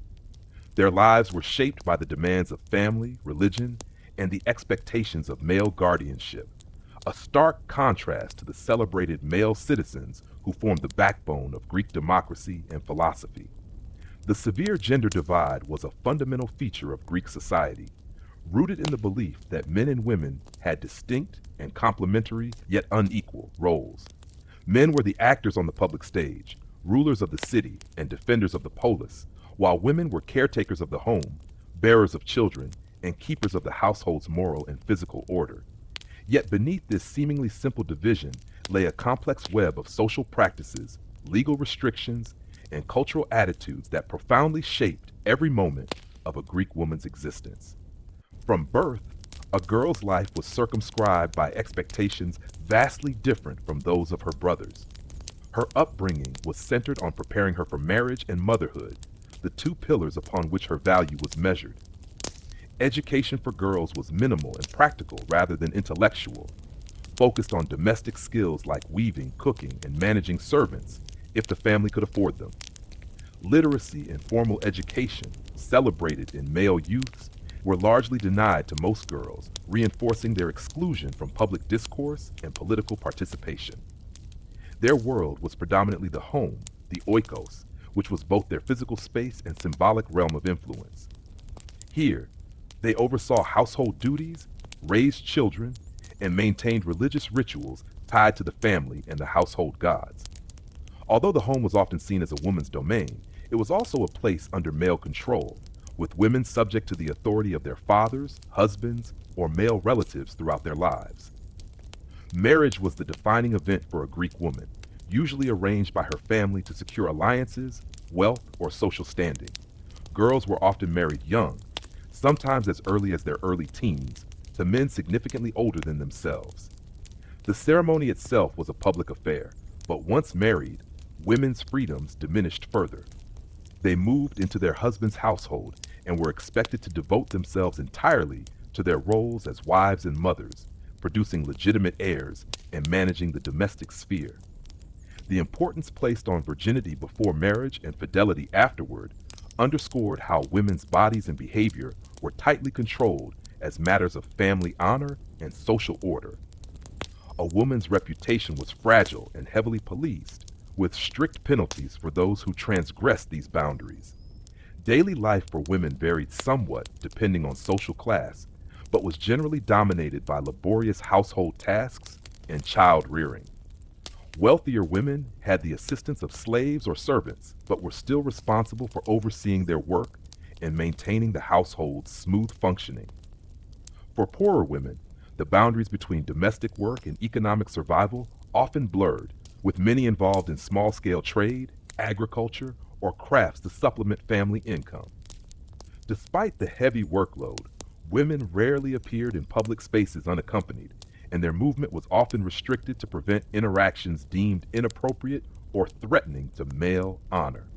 Public festivals and religious ceremonies offered some opportunities for women to participate outside the home, particularly in cults and rituals dedicated to goddesses like Demeter and Athena, where they could exercise religious authority and communal influence. Yet even these moments of visibility did not translate into broader social or political power. Legally, women were considered minors under the perpetual guardianship of a kyrios, typically their father or husband, who controlled their property, legal decisions, and contracts. Women could not own land independently, represent themselves in court, or vote in the democratic assemblies that defined male citizenship. This legal framework entrenched women's dependence and invisibility in public life, ensuring that they remained under male control and excluded from decision-making processes.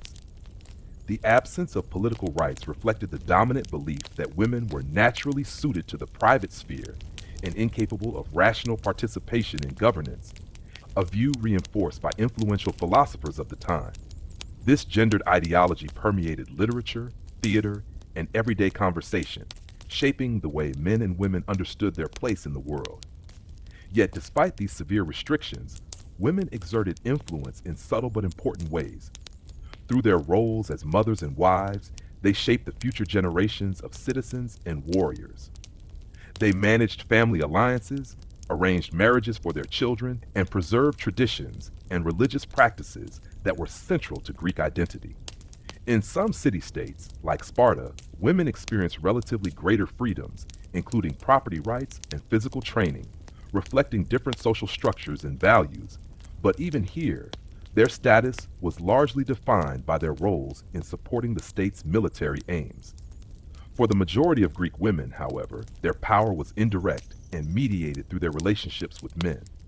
The cultural ideal of the modest, obedient woman was a recurring theme in Greek art and literature, reflecting societal expectations rather than lived realities. Stories and tragedies often depicted women as either virtuous and self-sacrificing or dangerously manipulative and emotional, revealing deep anxieties about female agency. Myths about figures like Penelope, the faithful wife of Odysseus, or Antigone, who defied the state to honor family duty, illustrate the tensions surrounding women's roles and the consequences of stepping outside prescribed boundaries. These narratives simultaneously reinforced and questioned the gender order, offering insights into how ancient Greeks grappled with the presence and power of women within their patriarchal world. The invisibility of women in historical records is partly due to the male bias of surviving texts and artifacts, but archaeological evidence shows that women participated actively in religious, economic, and social life in ways that complicate simplistic notions of passivity. Inscriptions, grave goods, and temple dedications suggest that women could own property through dowries, manage estates in the absence of male relatives, and engage in business transactions.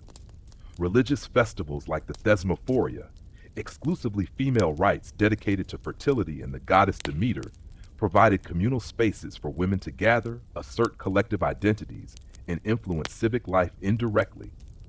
These activities demonstrate that women's lives were multifaceted, negotiating constraints while creating spaces for autonomy and expression. The daily rhythms of women's lives were shaped by the demands of family care, the cycles of childbirth and child rearing, and the constant maintenance of household order. Infant mortality was high, and women bore the heavy physical toll of repeated pregnancies. They were also responsible for educating young children in early years and inculcating moral and social values. This labor, often invisible and undervalued by male contemporaries and historians alike, was foundational to the survival and stability of Greek families and communities. Women's work extended beyond mere chores. It was a form of social and cultural reproduction that ensured the continuity of the polis. Despite their marginalization, women also formed strong social bonds with other women, sharing knowledge, support, and companionship in an often isolating world. Female friendships and kinship networks provided emotional sustenance and practical help, mitigating some of the hardships of restricted lives. Within these private circles, women could express themselves more freely, exchange stories, and pass down traditions. The bonds among women, while constrained, were a vital source of resilience and identity. In sum, the life of a woman in ancient Greece was one of paradoxes, deeply constrained yet quietly powerful, largely invisible yet central to the social fabric. The severe gender divide meant that women were mostly seen but rarely heard, their voices absent from the political debates and public forums where the fate of the polis was decided. Yet their labor, faith, and relationships formed the invisible backbone of Greek society. Understanding their experiences reveals not only the limitations imposed on half the population, but also the subtle forms of agency and influence that women exercise within a profoundly patriarchal world. Their stories remind us that history is not only the tale of great men and public deeds, but also of the private, unseen lives that shape civilization's foundations. Greek theater, tragedy, masks, and emotional damage. Discover the origins of drama and why everyone seems to be yelling and dying on stage. Greek theater was born from religious rituals, civic pride, and a deep fascination with human suffering, transformation, and the divine. To understand why ancient Greek drama is so drenched in tragedy, loud voices, and seemingly endless death scenes, one must first appreciate its origins and its pivotal role in society. Theater was not just entertainment, it was a profound cultural event, a communal experience that united citizens in the shared exploration of fate, justice, and the extremes of human emotion. It grew out of the Dionysian festivals, honoring Dionysus, the god of wine, fertility, and ecstatic frenzy. These celebrations combined song, dance, and storytelling, an ecstatic catharsis that loosened the bonds of everyday life and allowed audiences to confront their fears, hopes, and moral questions in a ritualized setting. From this ecstatic beginning emerged tragedy and comedy, two dramatic forms that framed the ancient Greeks' understanding of life's unpredictability, suffering, and absurdity. Theatrical performances were public, political, and sacred, held in large open-air amphitheaters that could hold thousands of spectators. These events were civic duties as much as they were cultural spectacles, with playwrights competing for prizes and citizens gathering to witness the latest interpretations of myth and history. The audience was not passive, they were participants, their reactions, shouts, cries, laughter, integral to the experience. Drama provided a space where the community could examine collective identity, social values, and the capriciousness of the gods. The stories told on stage were often drawn from well-known myths, but the playwrights innovated and adapted these tales to comment on contemporary issues, human nature, and the eternal clash between free will and destiny. Masks, one of the most iconic features of Greek theater, served multiple purposes. They amplified actors' voices in the vast theaters, allowed performers to play multiple roles, and represented emotional states in a highly stylized fashion. The exaggerated expressions on masks, whether sorrowful, furious, or ecstatic, helped convey the heightened emotions of the drama to distant spectators. They also stripped away individuality, transforming the actors into universal symbols of fate, passion, and human frailty. This abstraction made the stories feel both immediate and timeless, inviting viewers to project their own experiences onto the characters and their plights. The mask's dual function as both a practical tool and a symbolic device reveals how Greek theater fused artifice and reality, inviting audiences to confront uncomfortable truths through ritualized fiction. The language of tragedy was deliberately elevated and poetic, full of metaphors, choral odes, and philosophical reflections. The chorus, a group of masked performers who commented on the action through song and dance, functioned as the moral and emotional conscience of the play. They provided context, collective insight, and sometimes ironic counterpoint to the unfolding drama. Their presence linked the performance back to its ritualistic roots and helped guide the audience's emotional response. Yet, tragedy was not merely about moral lessons. It was a visceral experience that demanded emotional engagement. The relentless intensity of the plots, filled with betrayal, madness, divine punishment, and death, was designed to evoke pity and fear, ultimately leading to catharsis, a purging or cleansing of these overwhelming emotions. This concept, articulated by Aristotle centuries later, encapsulates the ancient Greeks' belief in theater's transformative power. The protagonists of Greek tragedy are often caught in impossible dilemmas, trapped between personal desires, social obligations, and the will of the gods. They struggle with pride, hubris, fate, and the consequences of their choices in ways that seem both deeply personal and universally human. Famous plays like Sophocles' Oedipus Rex and Euripides' Medea expose the darkest corners of human nature and social conflict.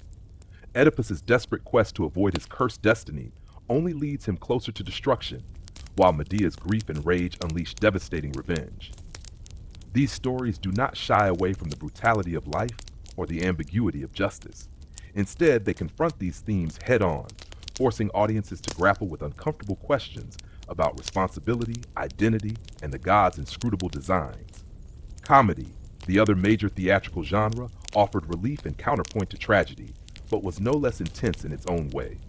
Comic plays mocked political figures, social norms, and human folly with sharp wit and bawdy humor.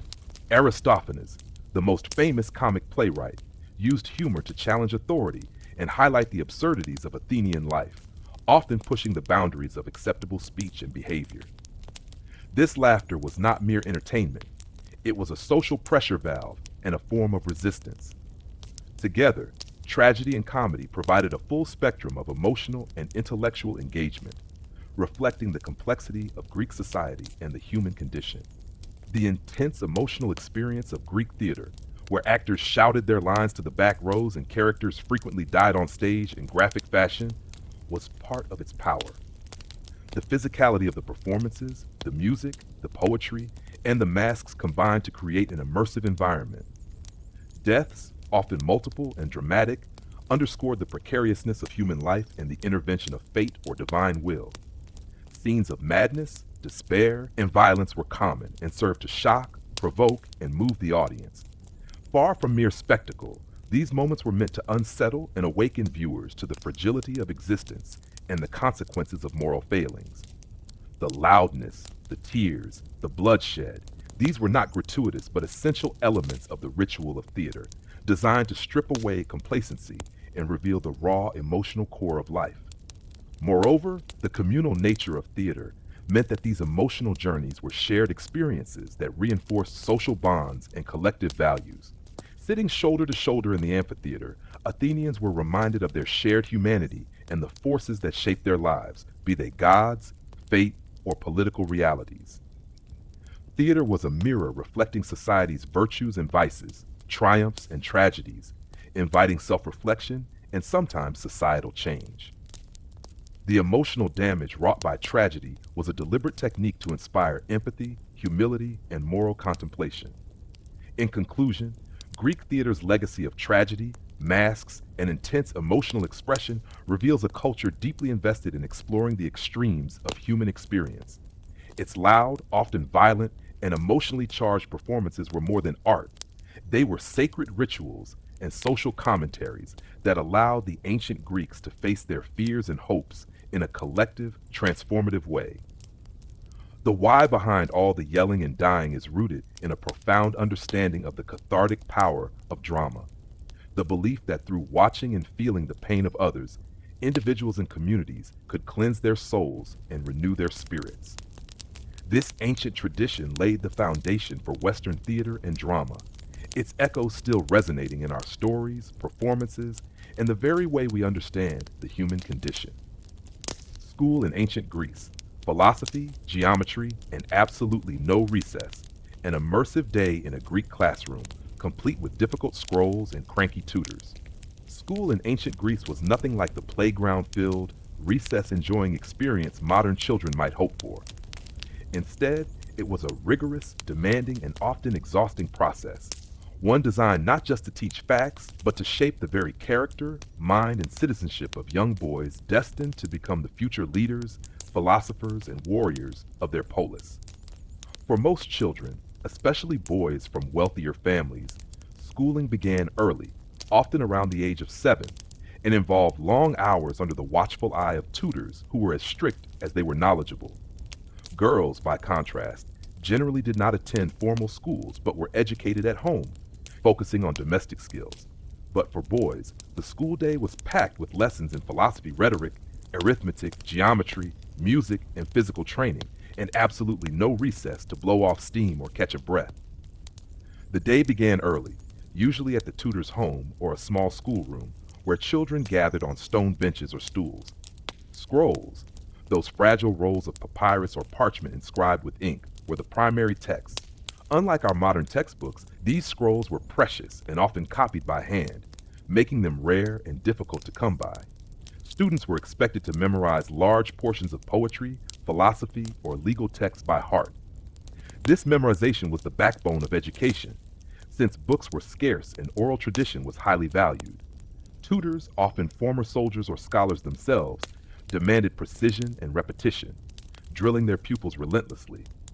Mistakes were met with sharp correction, sometimes even physical punishment, as discipline was central to the educational philosophy. The goal was not simply to learn, but to internalize discipline, endurance, and respect for knowledge. Philosophy was the crown jewel of the curriculum. From a young age, boys were introduced to the ideas of famous thinkers like Socrates, Plato, and Aristotle, though naturally in a much simpler form. These lessons were not lectures, but debates.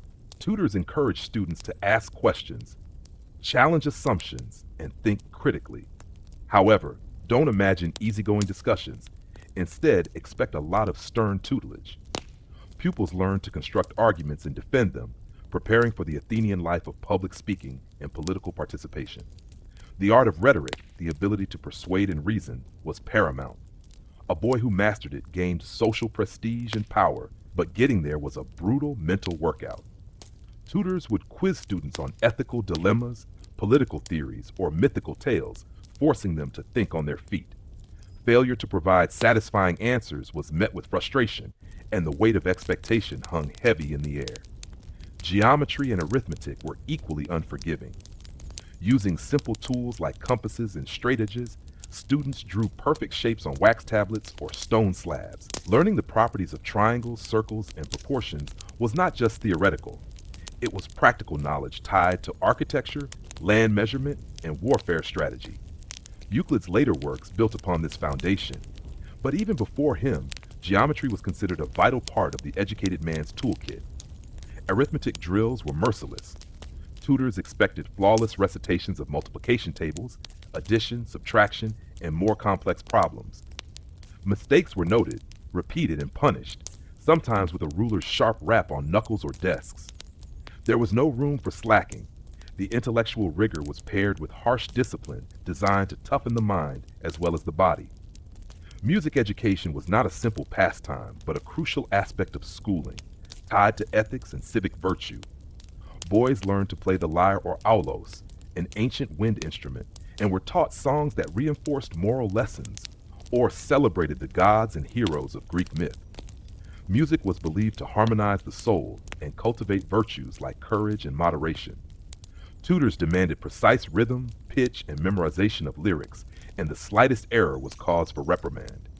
This musical training was another example of how education in ancient Greece was holistic, designed to mold not just intellectual abilities, but also emotional and ethical sensibilities. Physical education completed the grueling schedule. Schools often incorporated the gymnasium, where students trained their bodies through wrestling, running, javelin, and other sports.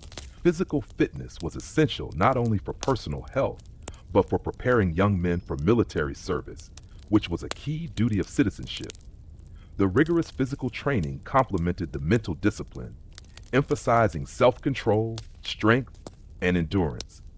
It was common for tutors to supervise both classroom lessons and physical training sessions, ensuring that the young students were equally challenged in mind and body. No breaks or rest periods were officially allotted. The entire school day was an unrelenting series of mental and physical tests. Perhaps the most dreaded part of the day was the handling of the scrolls. These ancient texts were heavy, fragile, and required careful unrolling and re-rolling without damage. Students had to navigate the awkwardness of reading from these cumbersome documents while simultaneously copying passages onto wax tablets or papyrus with styluses or reed pens dipped in ink. Writing itself was painstaking. Ink often smudged or faded, and corrections were nearly impossible without starting over. Tutors insisted on perfect penmanship, and sloppy work was punished. The students quickly learned that education was as much about patience and endurance as it was about intellect. Discipline was omnipresent.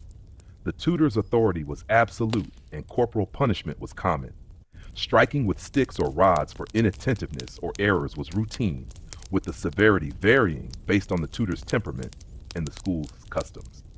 Yet this harshness was justified within the cultural framework as necessary preparation for the hardships of adult life and public service. Boys learned early that life would not be easy, and schooling was their first test. This strict environment may seem cruel by today's standards, but it was part of a deeply ingrained belief that self-mastery, intellectual rigor, and respect for hierarchy were the foundations of a successful life and a stable polis. Social hierarchy permeated the classroom. Education was primarily available to boys of free, wealthy families who could afford tutors or school fees. Slaves, foreigners, and girls were generally excluded. The schooling experience was as much about reinforcing social status as it was about knowledge. Boys learned their place in the social order and the expectations that came with their birth. They were trained not only to be wise, but to be active participants in the democratic process of Athens, or in the militaristic society of Sparta, where education was even more austere and focused on discipline and combat readiness. By the end of the day, exhaustion was inevitable. Mental fatigue from memorizing difficult texts and engaging in debates combined with physical tiredness from rigorous exercise created a profound weariness. Yet, there was no escape, no recess to refresh the mind or body. The idea was that true education was continuous, demanding, and unyielding, preparing the boys for the relentless challenges of citizenship, warfare, and public life. Any desire for leisure or distraction was suppressed in favor of endurance, perseverance, and self-control. Despite the strictness and the absence of breaks, many students found intellectual stimulation and a sense of purpose in their studies. The lessons were not simply about rote learning, but about shaping how one thinks, argues, and acts in society. The foundation laid in these early years was the seed for the great philosophical, political, and artistic achievements of Greece. The schools produced not just scholars, but citizens equipped to participate in the vital democratic processes, to defend their cities, and to debate the nature of justice, beauty, and the gods. Thus, a day in a Greek school was an intense journey through philosophy, geometry, music, and physical training, all without the simple relief of recess. The scrolls were heavy, the tutors demanding, and the lessons unending, but the purpose was clear: to forge resilient minds and bodies capable of shaping the world. For those who endured, the knowledge and discipline gained became the legacy of ancient Greece, its philosophy, democracy, arts, and sciences that continue to influence the world to this day. The price was steep, but the impact was monumental. How to anger the gods without even trying, a soft warning about sacrifices, temple etiquette, and why Poseidon holds grudges. In the ancient Greek world, the gods were woven into every thread of daily life, capricious, powerful, and demanding beings who demanded respect, attention, and constant offerings lest they turn their wrath upon you with devastating consequences. It wasn't just about praying quietly at dawn or tossing a coin into a well. It was a complicated dance of sacrifices, rituals, and exacting etiquette, any slip-up of which could invite divine punishment. Imagine living in a world where every word you spoke to a god, every movement in a temple, and every animal slaughtered in their name had to be perfect, because gods did not forgive laziness, disrespect, or ignorance. Poseidon, the god of the sea, was especially notorious for holding grudges. If you dared to neglect him, insult him, or fail to give him his due, he would stir storms, sink ships, and drown entire crews with ruthless vengeance. In fact, much of ancient Greek life revolved around not just honoring the gods, but avoiding their fury, a feat easier said than done. Sacrifices were the lifeblood of worship, but they were no casual affair. It wasn't simply about killing an animal and offering it up. There was a precise ritual to be followed, one that required knowledge, reverence, and sometimes an entire community's participation. The chosen animal, often a sheep, goat, or bull, had to be healthy, unblemished, and presented with ceremony. The moment the sacrifice began, the animal was bathed in water, garlanded with flowers or ribbons, and led slowly to the altar, while prayers were intoned by the priest or community elders. This procession was not a time for haste or carelessness. Rushing or showing disrespect was seen as a direct insult to the god receiving the offering. The animal's throat was slit swiftly but with dignity, and the blood collected on the altar was considered sacred, often sprinkled on the temple floor or on the altar itself. The flames from the burnt offering were watched closely. The direction and color of the smoke were omens, signs the priests interpreted carefully to gauge the god's favor or displeasure. If the smoke twisted angrily or the fire sputtered, it was a bad sign, a warning that the gods were not pleased, and that the worshippers might face disaster unless corrective actions were taken. But sacrifices were only the beginning. Once the animal was killed, parts were carefully divided, the bones wrapped in fat to burn on the altar, sending up fragrant smoke to the gods, while the edible portions were cooked and shared among the worshippers. Feasting together was a key element, symbolizing community and shared piety. Yet even here, etiquette was paramount. The best cuts of meat were reserved for the gods, the priests, and honored guests. Anyone attempting to sneak a morsel before the gods had their share risk severe consequences, not only social shame, but the wrath of the deity watching. The meal itself was an extension of worship, a ritual to reinforce respect and hierarchy. To interrupt the feast, to argue, or to disrespect a fellow worshiper was considered a breach of sacred order. Temple etiquette was another labyrinth of rules, subtle gestures, and customs designed to honor the divine presence within. Temples were not places of casual gathering. They were sacred spaces imbued with power, where the boundary between mortal and divine was thinnest. Entering a temple without the proper purification was unthinkable. Worshippers bathed beforehand, rinsing away the impurities of everyday life, and wore clean clothes. Upon entering, they would often wash their hands and sometimes their feet in a basin near the entrance, a symbolic cleansing that prepared them to face the gods without defilement. Loud talking, laughter, or inappropriate behavior within the temple precincts was strictly forbidden. Silence or hushed voices prevailed, and even breathing too loudly was discouraged, lest it disturb the delicate balance of divine presence. Offerings were placed carefully and respectfully, never thrown carelessly or dropped. When lighting a lamp or candle, it was essential to use clean, new oil or wax. A flickering, sputtering flame was a bad omen. Turning one's back on the altar or the statue of the god was considered extremely disrespectful, as was failing to bow or prostrate oneself at the appropriate times. The priest's role was crucial here, as they guided worshippers through these rituals, correcting mistakes, offering prayers, and interpreting signs. Ignoring or insulting a priest was almost as dangerous as insulting the gods themselves. The temples also hosted festivals, processions, and dramatic performances, all of which were elaborate displays of reverence. Missing a festival or ignoring a communal prayer could be perceived as a slight to the god of the day, inviting misfortune. Poseidon, the sea god, was especially unforgiving of neglect or disrespect. Mariners, fishermen, and coastal villagers knew this better than anyone. A careless word spoken in a drunken tavern, a failed offering before a voyage, or even a poorly constructed altar could unleash Poseidon's fury. Stories abounded of ships capsizing in calm waters simply because the crew had forgotten to sacrifice to him, or of sudden storms that no human effort could control. Poseidon's grudge was personal and long-lasting. It was not a god to be taken lightly or treated with casual indifference. His temples often stood by the sea, their altars stained by salt spray and animal blood, a constant reminder of his dominion over the waters and the lives that depended on them. But the gods' ire wasn't limited to sacrifices or temples. They were offended by arrogance, greed, and disrespect in everyday life. Hubris, excessive pride, or defiance toward the gods was a common theme in Greek myths precisely because it was such a dangerous flaw. Those who boasted of their strength, intelligence, or beauty risked divine punishment, sometimes terrible and lasting. The gods could strike down mortals with disease, madness, or sudden death, or curse entire families for generations. Even thinking impious thoughts could invite punishment. Hence, many Greeks avoided blasphemy or casual mockery of the gods. The consequence of angering a god was never just a private misfortune. It often rippled outward, affecting families, communities, or entire city-states. A failed harvest, an outbreak of plague, or a military defeat could all be interpreted as the result of divine displeasure.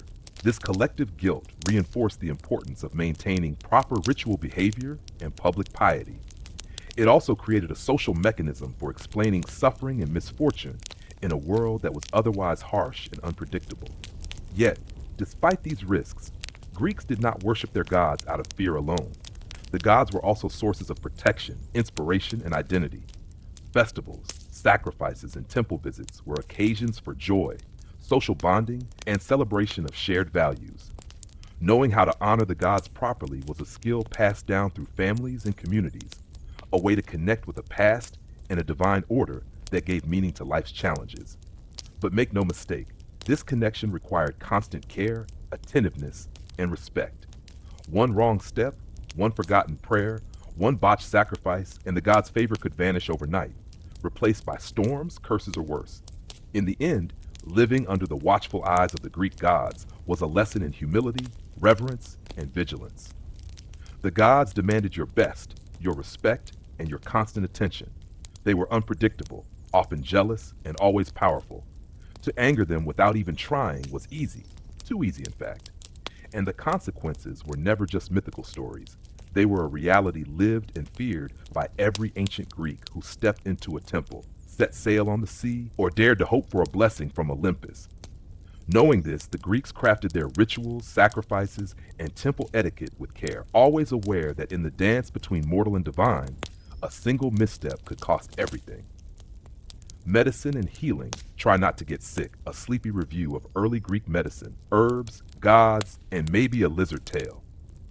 In the softly lit corners of ancient Greece, where the warm Mediterranean sun filtered gently through olive branches and the hum of cicadas created a soothing soundtrack, the art of medicine was as much a blend of nature's mystery and divine intervention as it was a fledgling science. Healing was not something one simply went to a doctor for. It was a journey that mingled with everyday life, whispered prayers to the gods, and the careful gathering of herbs beneath the watchful eyes of both healers and deities. The Greeks believed that sickness was never random, but a signal, a message sent from the gods themselves, perhaps a punishment, a lesson, or a call to change. And so healing meant not just tending to wounds or easing pain, but understanding a cosmic order where gods, nature, and humans danced in an uneasy balance. To be sick was to be caught in a liminal state, a pause where mortal frailty met divine will, and the road to recovery was paved with rituals, remedies, and sometimes curious ingredients, like the mysterious lizard tail. The earliest Greek healers, often called iatros, were a curious mix of herbalists, priests, and philosophers. They knew the land intimately, wandering the hills and valleys to collect plants that might soothe fever, staunch bleeding, or ease digestion. Chamomile, with its calming scent, willow bark, with its bitter promise of pain relief, and the delicate feverfew, which might ward off headaches, were staples in their wooden baskets. These healers believed plants held vital spirits, and to harvest them at the right time of day or moon phase was essential for their power to manifest. The knowledge of these herbs was passed down orally, guarded jealously, yet shared within communities as a sacred trust. It was a slow, steady accumulation of nature's wisdom, distilled through centuries of trial, error, and whispered lore. But medicine in ancient Greece was never just about herbs or potions.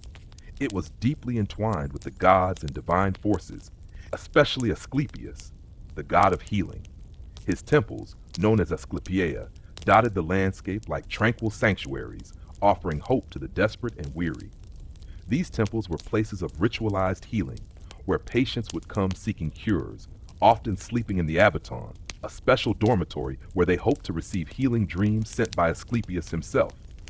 Priests would tend to the sick with herbs, massages, and baths, but much of the healing was believed to happen during these dream visits, where the god might appear, offer advice, or perform miraculous cures. The blending of spiritual and physical healing was seamless. Medicine was a sacred dialogue between mortal and divine. Visiting an Asclepion was as much an act of faith as it was of medicine, a calm surrender to the god's mysterious will. The Greeks also recognized the importance of diet, exercise, and lifestyle, long before these concepts became modern medical staples. Hippocrates, often called the father of medicine, wrote extensively about the balance of humors, blood, phlegm, black bile, and yellow bile, and how their equilibrium maintained health. He emphasized moderation, cleanliness, and the healing power of fresh air and rest. Yet, despite this rational approach, even Hippocrates and his followers acknowledged the limits of their understanding. They knew that not all illnesses could be explained by humors or treated by herbs. Sometimes disease was a curse, a punishment for impiety or moral failings. In those cases, rituals, prayers, and offerings to the gods were the only remedies. Some treatments might sound strange to modern ears, but they reveal much about the blend of observation and belief in ancient Greek healing. For instance, the use of animal parts in remedies was common. Lizard tails, for example, were thought to possess regenerative powers because lizards could regrow their tails if lost. It was believed that applying lizard tail parts to wounds or ailments might stimulate healing or prevent infection. This reflects the Greeks' keen attention to nature's quirks and a willingness to try any remedy that offered hope. Bloodletting, purging, and even using spider webs to stop bleeding were common, based on the idea that illness was caused by imbalances or impurities that had to be expelled. Sometimes the line between medicine and magic blurred, with charms, incantations, and amulets included in treatment, a reminder that in this ancient world, science and superstition were threads in the same tapestry. The social role of healers was also complex. They were respected, but also sometimes feared. A healer's success could bring fame and reverence, but failure might mean accusations of incompetence or even witchcraft. Many healers were itinerant, traveling from village to village with their herbs and knowledge, while others were attached to temples or wealthy households. Women played significant roles as healers and midwives, their knowledge often based on practical experience and oral traditions. However, formal medical knowledge and philosophical treatises were dominated by men, and much of the documented history of Greek medicine comes from male voices. Still, women's contributions were essential, especially in childbirth and caring for the sick at home, where the boundaries between medicine, ritual, and daily life blurred. Infections and diseases that are easily treated today were often mysterious and deadly in ancient Greece. Plagues, fevers, wounds that would become infected, and chronic illnesses had no clear cures. The Greeks did not understand germs or bacteria, so many treatments were based on visible symptoms and theory rather than cause. Sometimes a simple wound could turn fatal without proper care, and epidemics could sweep through city-states with terrifying speed. This vulnerability to disease shaped Greek culture deeply, fostering a respect for healing arts and a persistent fear of the gods' wrath. Diseases might be blamed on pollution, miasma, or on a divine curse, and cleansing rituals, fumigations, or offerings were used alongside herbal remedies to fight illness. Despite the limitations and dangers, Greek medicine laid important foundations. The emphasis on observation, the careful recording of symptoms, and the search for natural causes marked a shift from purely supernatural explanations toward rational inquiry. Hippocrates' famous oath, which still resonates today, embodies the ethical commitment to do no harm and to respect the patient as a human being. This legacy endured beyond Greece, influencing Roman, Islamic, and eventually modern medicine. But in the quiet moments, under the warm sun and whispering olive trees, healing in ancient Greece remained a delicate balance of earth, spirit, and hope, a gentle reminder that to be sick was a human condition, but to heal was an art touched by the divine. Let me know if you need it formatted differently or if you'd like a summary. Imagine stepping softly into the world of the ancient Greek hoplite, where the clang of bronze armor and the sharp glint of a sword were as constant as the breath of the morning wind through olive groves. To be a hoplite was to accept a life forged in discipline, sweat, and the cold inevitability of death, wrapped tightly in heavy armor and a shield that bore your city's symbol. From youth, a boy's days were marked by rigorous training, running, wrestling, and mastering the spear, all under the watchful eyes of stern mentors who impressed upon him not only the techniques of war, but the heavy mantle of duty. This was not a path chosen lightly. The hoplite's life was a quiet surrender to a fate that was often brutal and brief, a daily confrontation with the possibility of doom that hovered like a shadow just beyond the horizon. The armor itself was a weighty companion, designed both to protect and to intimidate. The bronze breastplate, molded and polished to a dull gleam, pressed heavily against the chest, offering a sense of invincibility, yet restricting the breath and movement in equal measure. The greaves, forged to shield the shins, and the helmet, often adorned with a crest or plume, created an imposing figure on the battlefield, but demanded endurance and strength from the wearer.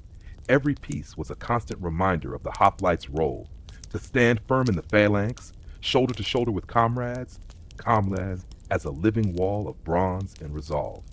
The shield, round and often heavy, was both protection and weapon, a broad surface to block the enemy's spear and arrows, yet it required skill and stamina to wield effectively in the chaos of combat. Training was relentless, not only to hone skill, but to steel the mind for the harsh realities ahead.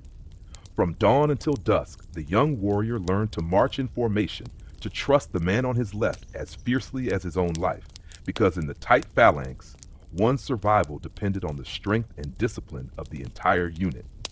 The hoplite's spear was his primary weapon, long and sharp, designed to thrust with deadly precision through the gaps in enemy lines. Swords were a last resort, shorter and suited for the close quarters chaos that could erupt once formations broke. The hoplite learned to move as part of a living, breathing entity, a collective body of warriors whose power came from unity, discipline, and unyielding courage. There was no room for panic or selfishness. Hesitation could mean the collapse of the entire phalanx and the death of all within it. Battles were brutal, dusty affairs under an unrelenting sun, where the air was thick with the scent of sweat, blood, and dust kicked up by thousands of feet pounding the earth. The clash of bronze against bronze, the cries of pain and fury, and the rhythmic chant of orders echoed across the fields as hoplites faced enemy lines with a fatalistic calm. Death was not a distant possibility, but a constant companion. It could come swiftly from a spear thrust or a sword's cut, or more slowly from exhaustion, injury, or the merciless glare of the gods. Each battle was a trial, a test not only of strength but of spirit. How long could one hold the line before fear, pain, or fatigue overwhelmed the will? Yet surrender was not an option. Honor, loyalty to one's police, and the hope of glory in death drove warriors to stand firm, knowing that their fate was often sealed the moment they donned their armor. The hoplite's life extended beyond the battlefield, woven into the fabric of Greek society, where military service was both a privilege and a burden. Citizens were expected to train regularly, to be ready at a moment's notice to defend their city-state, their families, and their way of life. The social order was deeply tied to this martial obligation, with land-owning men bearing the responsibility of bearing arms, while the less fortunate had other roles. The warrior's existence was thus both solitary and communal, bound by fierce loyalty to comrades and polis, yet marked by the loneliness of constant readiness for death. The inevitability of mortality did not breed despair, but a quiet acceptance, a fatalism tempered by the pursuit of excellence and the desire to be remembered. Even in moments of respite, the hoplite's mind often lingered on the battlefield, on the lines drawn in the dust and the faces of comrades fallen beside him. Stories of valor and sacrifice passed from mouth to mouth, woven into the fabric of festivals and oral histories, ensuring that death in service was honored and immortalized. The gods were invoked constantly. Athena, goddess of wisdom and war, was the protector of the brave. Ares, the fierce god of battle, embodied the chaotic fury that sometimes overwhelmed even the most disciplined warriors. Prayers, sacrifices, and offerings were made to secure favor, or at least a gentle fate in the afterlife, where a hero's soul might find rest or glory. Yet even divine protection was uncertain, and the hoplite faced each fight with a steady heart, knowing that death was neither enemy nor but an inevitable destination on the road of honor. In this world, death was sometimes slow and agonizing, other times sudden and mercifully brief. Wounds from bronze-tipped spears could shatter bone and tear flesh, while arrows could strike from a distance, leaving a warrior to bleed out on a dusty plain. The din of battle often drowned out cries of pain, but those who survived carried scars, both physical and mental, as reminders of the day's toll. The hoplite's shield might be dented, his armor cracked, but his spirit was what truly bore the weight of war. Courage was not the absence of fear, but the mastery of it. Each step forward was a quiet battle within, a choice to face doom without faltering. The battlefield was a place where young men became legends or vanished into obscurity, where families mourned and cities celebrated, and where the fragile line between life and death was tread with heavy, determined feet. The fatalistic nature of a hoplite's life shaped Greek culture profoundly. The constant awareness of mortality inspired art, poetry, and philosophy that grappled with the meaning of courage, honor, and faith. Tales of heroes who faced impossible odds, such as those at Marathon or Thermopylae, were retold to instill pride and remind citizens of their shared duty. Yet behind these stories lay the quiet reality. Most warriors were not immortal heroes, but ordinary men caught in extraordinary circumstances. trained to accept the fragility of their existence with calm resolve. Their lives were often short, their deaths commonplace, but their sacrifice formed the foundation of the city-state's survival and the legacy of Greek civilization. Even in death, the hoplites' story did not end. Burial rituals, often elaborate, ensured the dead were honored and their souls guided to the afterlife. Monuments and graves marked their sacrifice, and the memory of their courage became part of the city's identity. Families kept the shield and armor as relics, tangible connections to a loved one who had faced the inevitable with bravery. The hoplites' journey was thus a cycle, from rigorous training through brutal battle to solemn remembrance, a quiet testament to the harsh, beautiful, and fleeting nature of life in ancient Greece. To live as a hoplite was to live with the knowledge that doom was near, but also that in the acceptance of this doom lay a kind of grace, a calm dignity that echoed through the centuries. Ship storms and sea monsters. The ancient Greek ship was a narrow, wooden vessel, often little more than a long, slender plank with a single mast and a rectangular sail, designed primarily for speed and maneuverability rather than comfort or stability. These ships, sometimes called triremes or merchant vessels depending on their purpose, were powered by dozens of oarsmen seated in tight rows, each muscle strained to propel the ship through the unpredictable waters of the Mediterranean. The decks were cramped and slippery, covered with salt spray and the grime of daily toil, leaving barely enough room to stand or move without stumbling over fellow sailors or tangled rigging. Life on board was harsh from the start. The constant exposure to sun and salt water baked skin, chafed eyes, and cracked lips, while the dampness and cold nights in thin clothing invited sickness and exhaustion. Fresh water was stored in barrels but quickly became stale and brackish, forcing sailors to ration their drinking supply carefully throughout the journey. Food was minimal. Hard, dry bread, called barley cakes, salted or dried fish, olives, and the occasional handful of dried figs or grapes, and eaten quickly, often standing or while rowing, as the men rarely had time or space for proper meals. As soon as the ship left the safety of the harbor, the open sea introduced a new and terrifying set of challenges. The Mediterranean's weather could turn abruptly. Sudden storms would whip up ferocious winds that tore at sails, turning the waves into towering, frothing walls of water. These storms were the embodiment of divine wrath. Poseidon, the god of the sea, was known for his unpredictable temper, punishing sailors who neglected sacrifices, showed disrespect, or simply incurred his jealousy. Lightning flashed, thunder roared like an angry beast, and the ship lurched violently, pitching from side to side.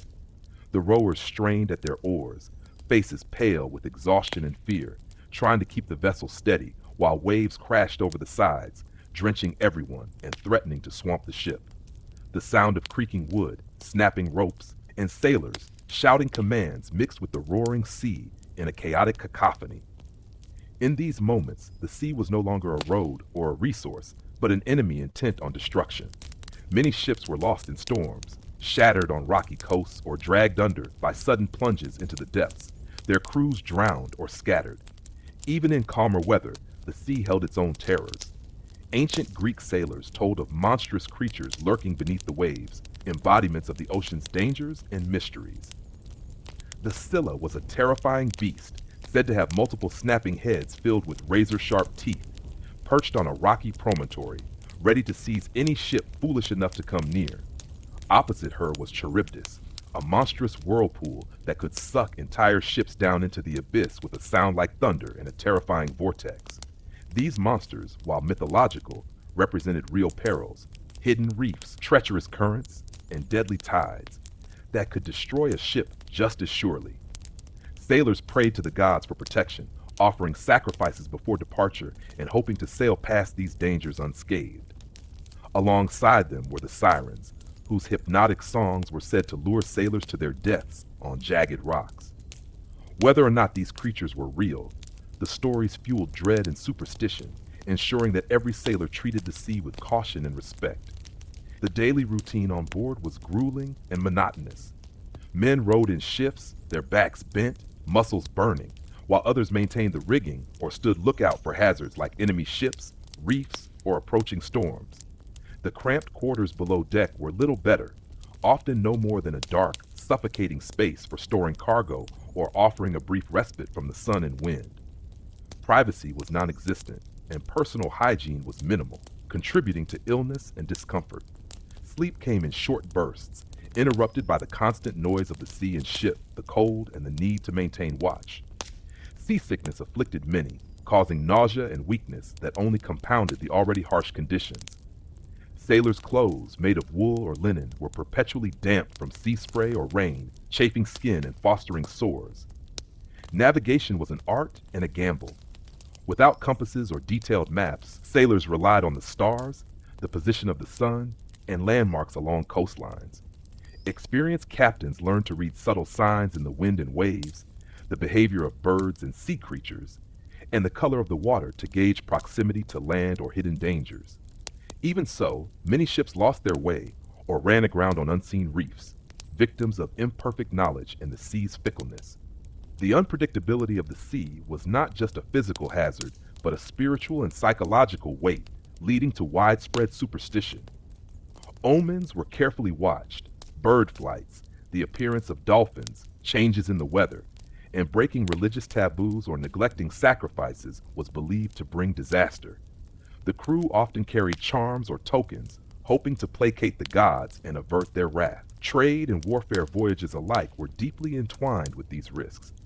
Merchants transported goods like olive oil, wine, pottery, and grain, connecting distant city-states and building wealth, while warships carried hoplites and marines to distant battles.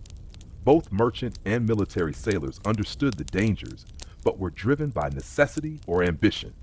The sea was their highway, but also a battleground where storms, pirates, and enemy fleets threatened at every turn. Ships were lightly armed, but depended mostly on speed and maneuverability, with rowers who also doubled as fighters if the need arose. Battles at sea were brutal and chaotic affairs, with ramming, boarding, and hand-to-hand combat often deciding the outcome. For those who survived, the dangers of the sea journey both to and from battle were an additional, grim test. The cultural impact of these sea voyages was profound. Myths and epic poems like Homer's Odyssey captured the perilous nature of the sea and the heroic endurance required to master it. Stories of Odysseus battling monsters, outwitting gods, and struggling against fate became symbolic of human resilience and the uncertainty of life. These tales reflected real experiences of sailors who faced storms, unknown lands, hostile peoples, and the constant threat of death. The sea was not only a physical space, but a realm of divine forces and supernatural dangers, shaping the worldview of the Greeks and their sense of place in the cosmos. Yet the reality of these voyages was far less romantic than the myths. Many sailors never saw home again, lost to storms, shipwreck, or battles. Survivors often returned broken in body and spirit, bearing scars and stories of suffering. The sea tested every aspect of a person's endurance, their strength, courage, faith, and sanity. Life at sea was an endless struggle against cold, hunger, exhaustion, fear, and isolation. The gods' favor was uncertain, and the boundary between survival and death was razor thin. For most ancient Greeks, the sea was a dangerous frontier best crossed quickly or avoided if possible. Ultimately, the ancient Greek sea voyage was a complex mixture of necessity, risk, religion, and myth. It was a world where men rowed tirelessly beneath the gaze of capricious gods, where storms could appear without warning to threaten all, and where monsters, real or imagined, reminded sailors that the ocean was a wild, untamable force. It was a place where survival depended on skill, luck, and divine favor, where the line between glory and disaster was perilously thin. So while the sea was a lifeline connecting the ancient Greek world, it was also a constant source of fear and respect, a reminder that some things, storms, monsters, and the vast unknown, were best left undisturbed. In that light, the wisest choice might well have been to simply stay on land, where the ground was steady, the air was breathable without salt spray, and the terrifying mysteries of the deep sea remained safely out of reach. The Oracle of Delphi, vague advice, and mysterious fumes. The Oracle of Delphi was one of the most revered and mysterious institutions in ancient Greece, a place where kings, generals, and common folk alike sought divine guidance on everything from war and politics to marriage and farming, standing in a long line of supplicants hoping for insight, clarity, or a sign from the gods. yet almost invariably receiving enigmatic riddles instead. The temple itself, perched on the slopes of Mount Parnassus, was a grand but solemn place, built of massive stone columns and carefully carved marble, its architecture designed to inspire awe and humility. The approach to Delphi was a steep, winding path lined with treasuries, small, ornate buildings where city-states displayed costly offerings in gratitude for past prophecies, creating an atmosphere thick with history and anticipation. Visitors entering the sanctuary passed through the sacred way, inhaling the sharp scent of pine trees and wild herbs, hearing the distant murmur of the Castalian spring, whose pure waters were said to cleanse pilgrims before they sought the oracle's voice. The air was cool and carried a faint, almost otherworldly fragrance, partly from the natural gases that seeped from cracks in the earth near the temple, which many believed were the source of the oracle's divine inspiration. At the heart of the temple was the inner chamber called the Aditon, where the Pythia, the priestess chosen to serve as the oracle, would sit on a tripod placed above a chasm in the earth. The exact nature of this fissure and the gases rising from it remains debated, but ancient writers and modern scientists alike agree that intoxicating vapors, possibly ethylene or other psychoactive compounds, were emitted here, inducing altered states of consciousness in the Pythia. This environment, combined with the solemn rituals, the weight of tradition, and the intense psychological pressure, created a liminal space where the priestess entered a trance-like state. She would then utter phrases that were often disjointed, poetic, or cryptic, her words interpreted and refined by a group of priests who translated the Pythia's ecstatic murmurs into the formal, often deliberately ambiguous oracular pronouncements delivered to the petitioners.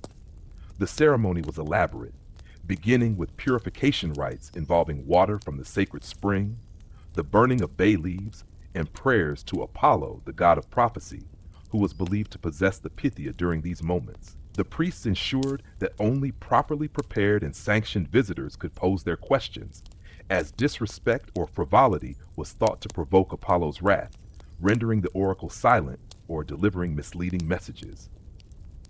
As supplicants approached the Pythia with their questions, the experience was often both thrilling and frustrating. The answers, though revered, rarely provided straightforward guidance. Instead, they came as poetic riddles, double meanings, and paradoxes. For example, one famous prophecy regarding King Croesus of Lydia was that if he went to war against Persia, he would destroy a great empire, without specifying that the empire destroyed would be his own.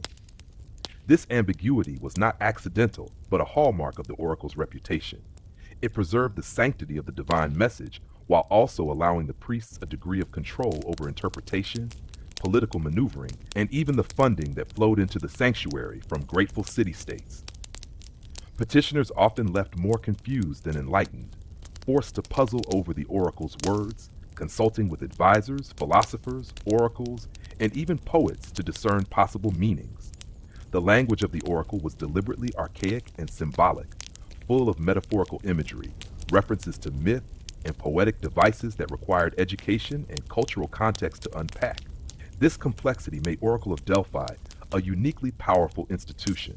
It was neither a simple fortune teller nor a divine judge, but a mystical voice shrouded in mystery and reverence, a bridge between the mortal and the divine worlds. The cultural significance of the oracle extended beyond the temple walls. Delphi was considered the omphalos, or navel, of the world, the center point where heaven and earth met and the gods communicated with humanity. This notion lent immense prestige to the city and the oracle itself, attracting pilgrims and envoys from across the Greek world and beyond. Major political decisions, military campaigns, colonization efforts, and religious festivals were all influenced by the pronouncements of the Pythia.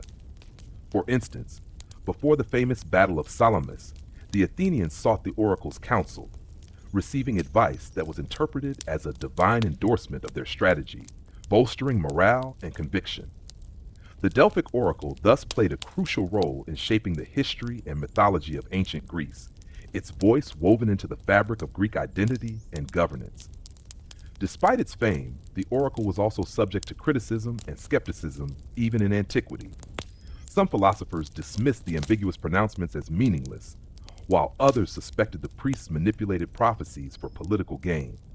Still, the oracle's power endured for centuries, testament to the human need for certainty, hope, and connection with something greater amid a world of uncertainty and chaos.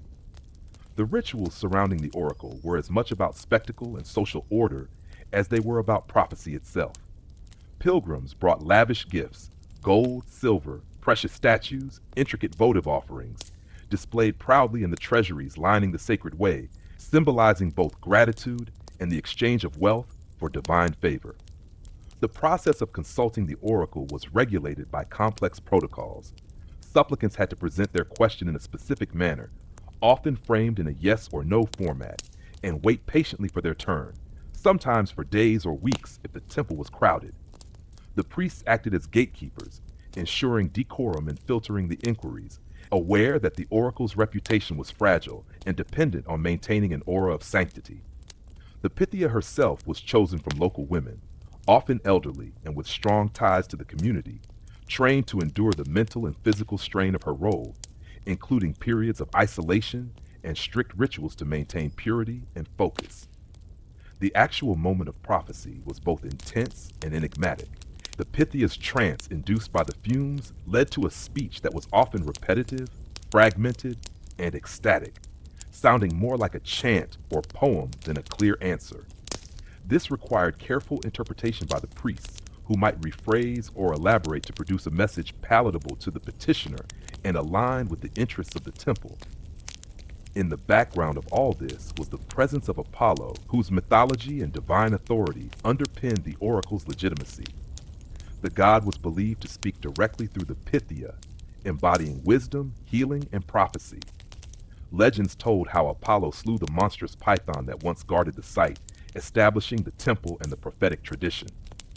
The imagery of the god, the ritual use of laurel branches, his sacred tree, and the intoxicating smoke all contributed to the mystique and reverence that surrounded the oracle. Visitors often left the temple feeling awed, humbled, or bewildered by their encounter, clutching their cryptic messages and hoping for favorable outcomes. For those who ignored or misinterpreted the advice, mythic tales abound of catastrophic consequences, reinforcing the oracle's feared authority. Yet for all its mystery, the oracle was also a deeply human institution, an expression of the ancient Greeks' desire to understand fate, exert some control over their destinies, and communicate with forces beyond their grasp. Over time, the oracle evolved, affected by changing politics, religious shifts, and cultural transformations. The temple's wealth grew, but so did political intrigues, as city-states and rulers sought to use the oracle's pronouncements to justify wars, alliances, or power grabs. The Pythia's role remained central, but sometimes overshadowed by the priest's influence, who controlled access and interpretation. Even as skepticism grew with the rise of philosophy and rationalism, the oracle's legacy persisted into the Roman era and beyond. Funerals, afterlife, and the river you can't escape. Death in ancient Greece was both a feared and accepted certainty, a passage that demanded solemn rituals, carefully prescribed customs, and a profound respect for the departed's journey into a shadowy realm that lay beyond mortal life, where the living had little influence and the dead wandered in shades between oblivion and memory. When a loved one passed, the household fell into a quiet but intense flurry of activity, shaped by tradition and religion. The body was washed, anointed with oils and perfumes to preserve its dignity, and dressed in the finest garments available, often white linen symbolizing purity and the hope for a peaceful transition. Family members and hired mourners, especially women, gathered to wail and lament loudly, their cries piercing the air and echoing through the home, for grief was not hidden but performed, a vital part of honoring the dead and appeasing their restless spirits. The dead were not immediately buried, but laid out on a bier, a raised platform where the community could come to pay respects, leave offerings such as food, coins, or personal belongings, and speak final words. For it was believed the soul remained close to the body in the early hours after death, still tethered to the world of the living.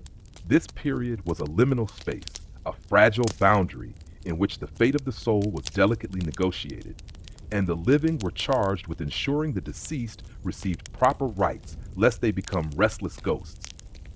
Once the body was prepared, the funeral procession began, a somber, slow march that might wind through the town or countryside toward the cemetery, usually located outside the city walls, in accordance with religious and sanitary laws. The procession was marked by ritualistic gestures.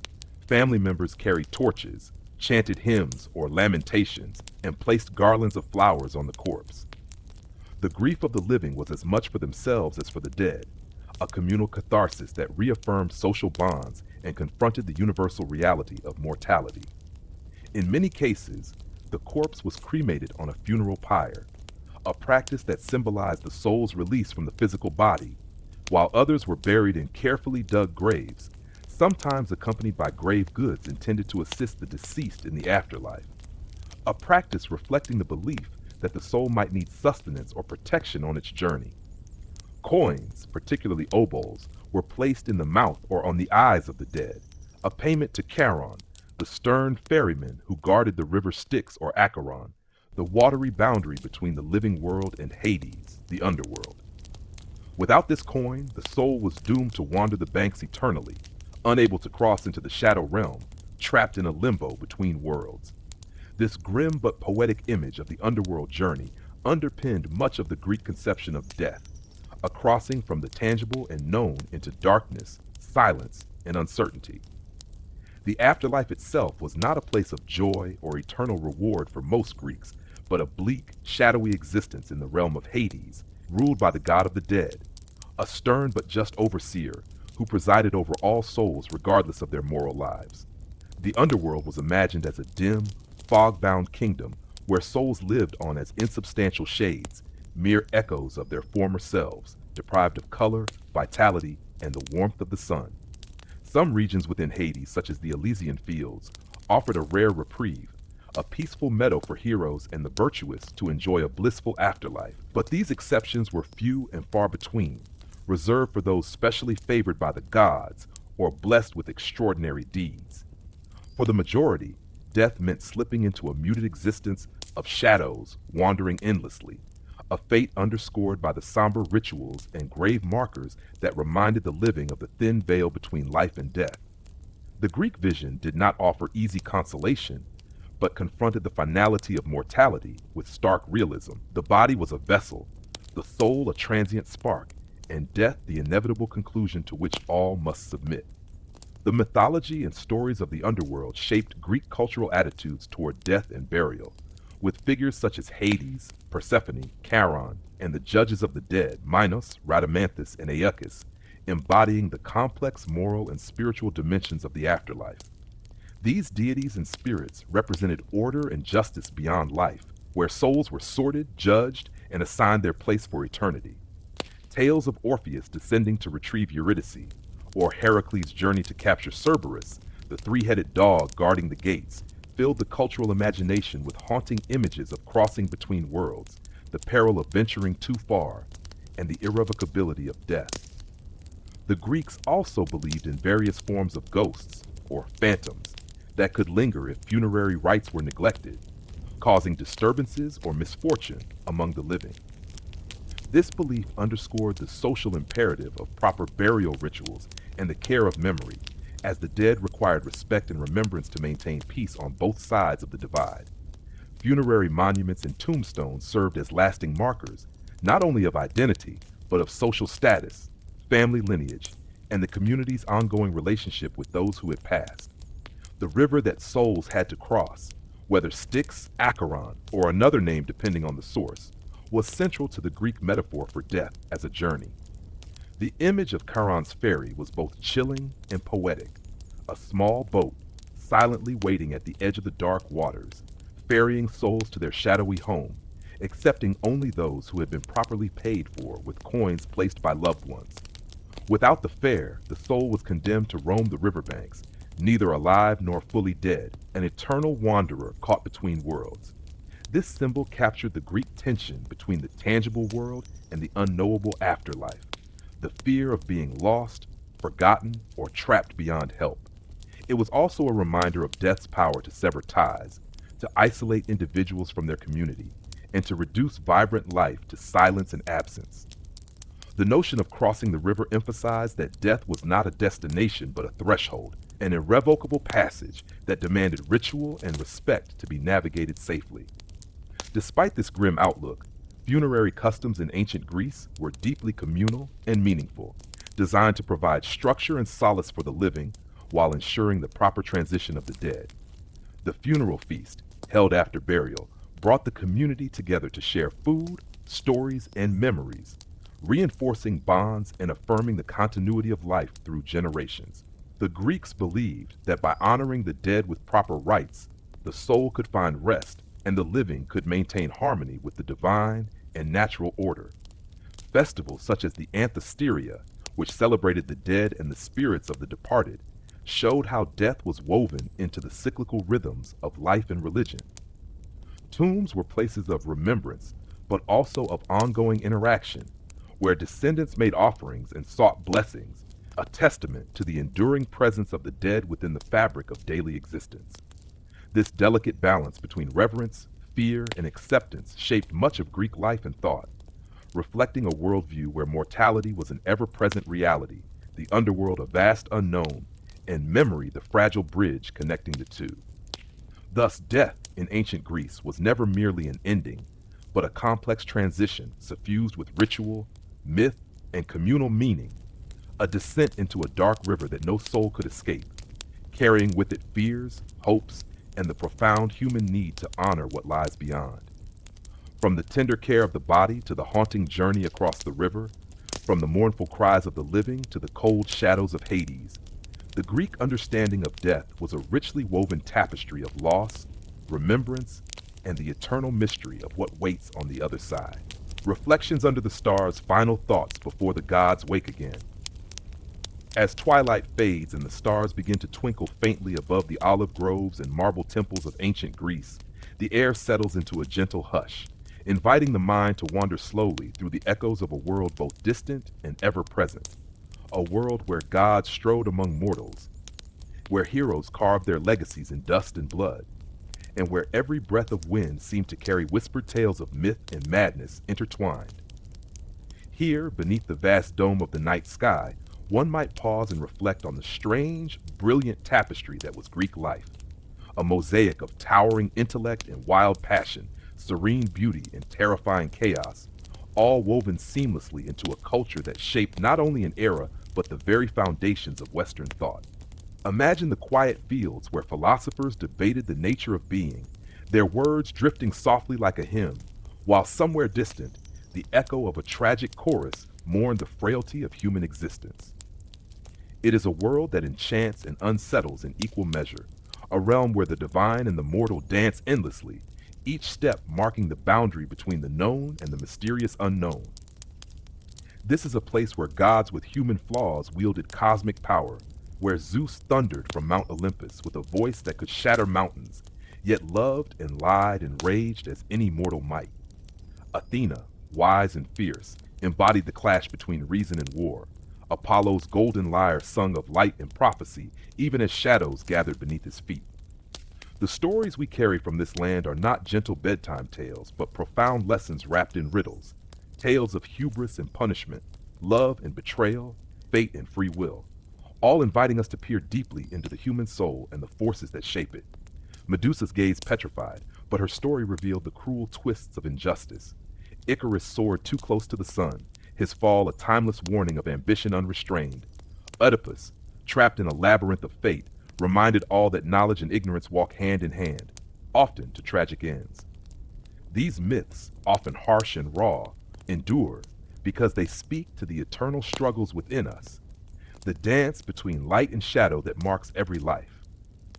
Yet, beneath the grandeur and terror lies a civilization profoundly devoted to beauty and balance, where art and architecture rose in perfect harmony, where the Parthenon's columns spoke silently of order and human achievement, and where poetry and drama unraveled the deepest emotions with relentless honesty. Greek theater, with its tragic masks and cathartic screams, was more than entertainment. It was a mirror held up to society, reflecting its deepest fears and hopes, a communal experience that allowed audiences to confront their own humanity in the safety of shared ritual. The agora buzzed with life, where merchants, philosophers, and politicians mingled amid the scent of olives and fresh bread, and where the seeds of democracy, flawed but revolutionary, took root.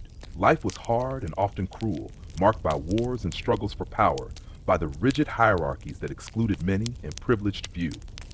Women's voices were silenced, slaves labored in shadows, and death loomed constantly as a reminder of fragility. Yet within these constraints, the Greeks found meaning and expression, crafting a world that honored intellect and spirit even as it wrestled with its darker impulses. As you lie beneath this imagined sky, consider the cycles that shape this ancient land, the seasons turning as surely as the fates spun their threads, the tides of history ebbing and flowing like the Aegean waves, sometimes gentle, sometimes storm-tossed. The gods, though distant and capricious, symbolize the forces beyond human control, nature's unpredictability, the mystery of life and death, the inexorable passage of time. Their stories remind us that even the mightiest are vulnerable, that chaos lurks beneath order, and that every triumph carries the seed of downfall. This duality of order and chaos, reason and passion, life and death, is the heartbeat of Greek mythology and philosophy, echoed in the words of Plato and Aristotle, echoed still in the rhythm of human existence. The stars above, ancient and silent witnesses, have seen empires rise and fall, heroes weep and rage, lovers embrace and part, all under their eternal gaze. In the quiet of the night, allow your thoughts to drift gently over the lessons of the past. The value of questioning, the inevitability of change, the strength found in community and memory. The stories that once stirred the imaginations of Greeks by firelight now ripple through time like soft waves, inviting you to surrender to sleep with a heart both humbled and inspired. The madness of gods and men fades into a calm reverie, the noise of conflict and debate dissolves into a peaceful silence, and the marvels of this ancient world settle into your dreams. Here, beneath the stars, the myths become lullabies, not harsh warnings, but gentle guides to understanding our place in a vast, unfolding cosmos. As the gods slumber once more, their tales tucked safely away until they awaken again in the next telling, you too can rest, cradled by the timeless dance of light and shadow, of myth and history, of mortal and divine. So close your eyes with a mind full of wonders, knowing that the ancient Greeks, despite their flaws, their fears, and their fierce passions, left behind a legacy of curiosity, courage, and beauty that still lights the way through the dark. Their stories, with all their madness and marvels, remind us that even in the face of chaos, there is meaning to be found, a pattern in the stars, a rhythm to the dance of existence. And as sleep carries you softly away, remember that the gods, too, rest beneath these same stars, waiting patiently to awaken and whisper their stories once more. Stories that have traveled across millennia to settle quietly in your heart, a lullaby from a world both ancient and eternally alive. Have you ever wondered what life was really like in ancient Greece? Beyond the epic myths and shining marble temples, everyday existence was gritty, exhausting, and often downright uncomfortable. Imagine a world without plumbing, where streets were dusty and crowded, and your survival depended on dodging disease, satisfying temperamental gods, and navigating a society that wasn't built for everyone's comfort. From the terrifying stare of Medusa to Icarus's doomed flight too close to the sun, these stories shaped a culture full of wonder and existential dread. Our series, Boring History for Sleep: Why You Wouldn't Last a Day in Ancient Greece, Gods, Myths, and No Plumbing, takes you on a slow, calming journey through the daily life, beliefs, and challenges faced by ordinary Greeks. It's history told gently, perfect for drifting off, but don't let the peaceful tone fool you. The truth behind the legends is raw, sometimes dark, and utterly fascinating. What part of ancient Greek life surprised you the most? Have you ever thought about how different your daily routine would be if you lived back then? Drop your thoughts or questions below. We'd love to hear from you as we explore this ancient world together.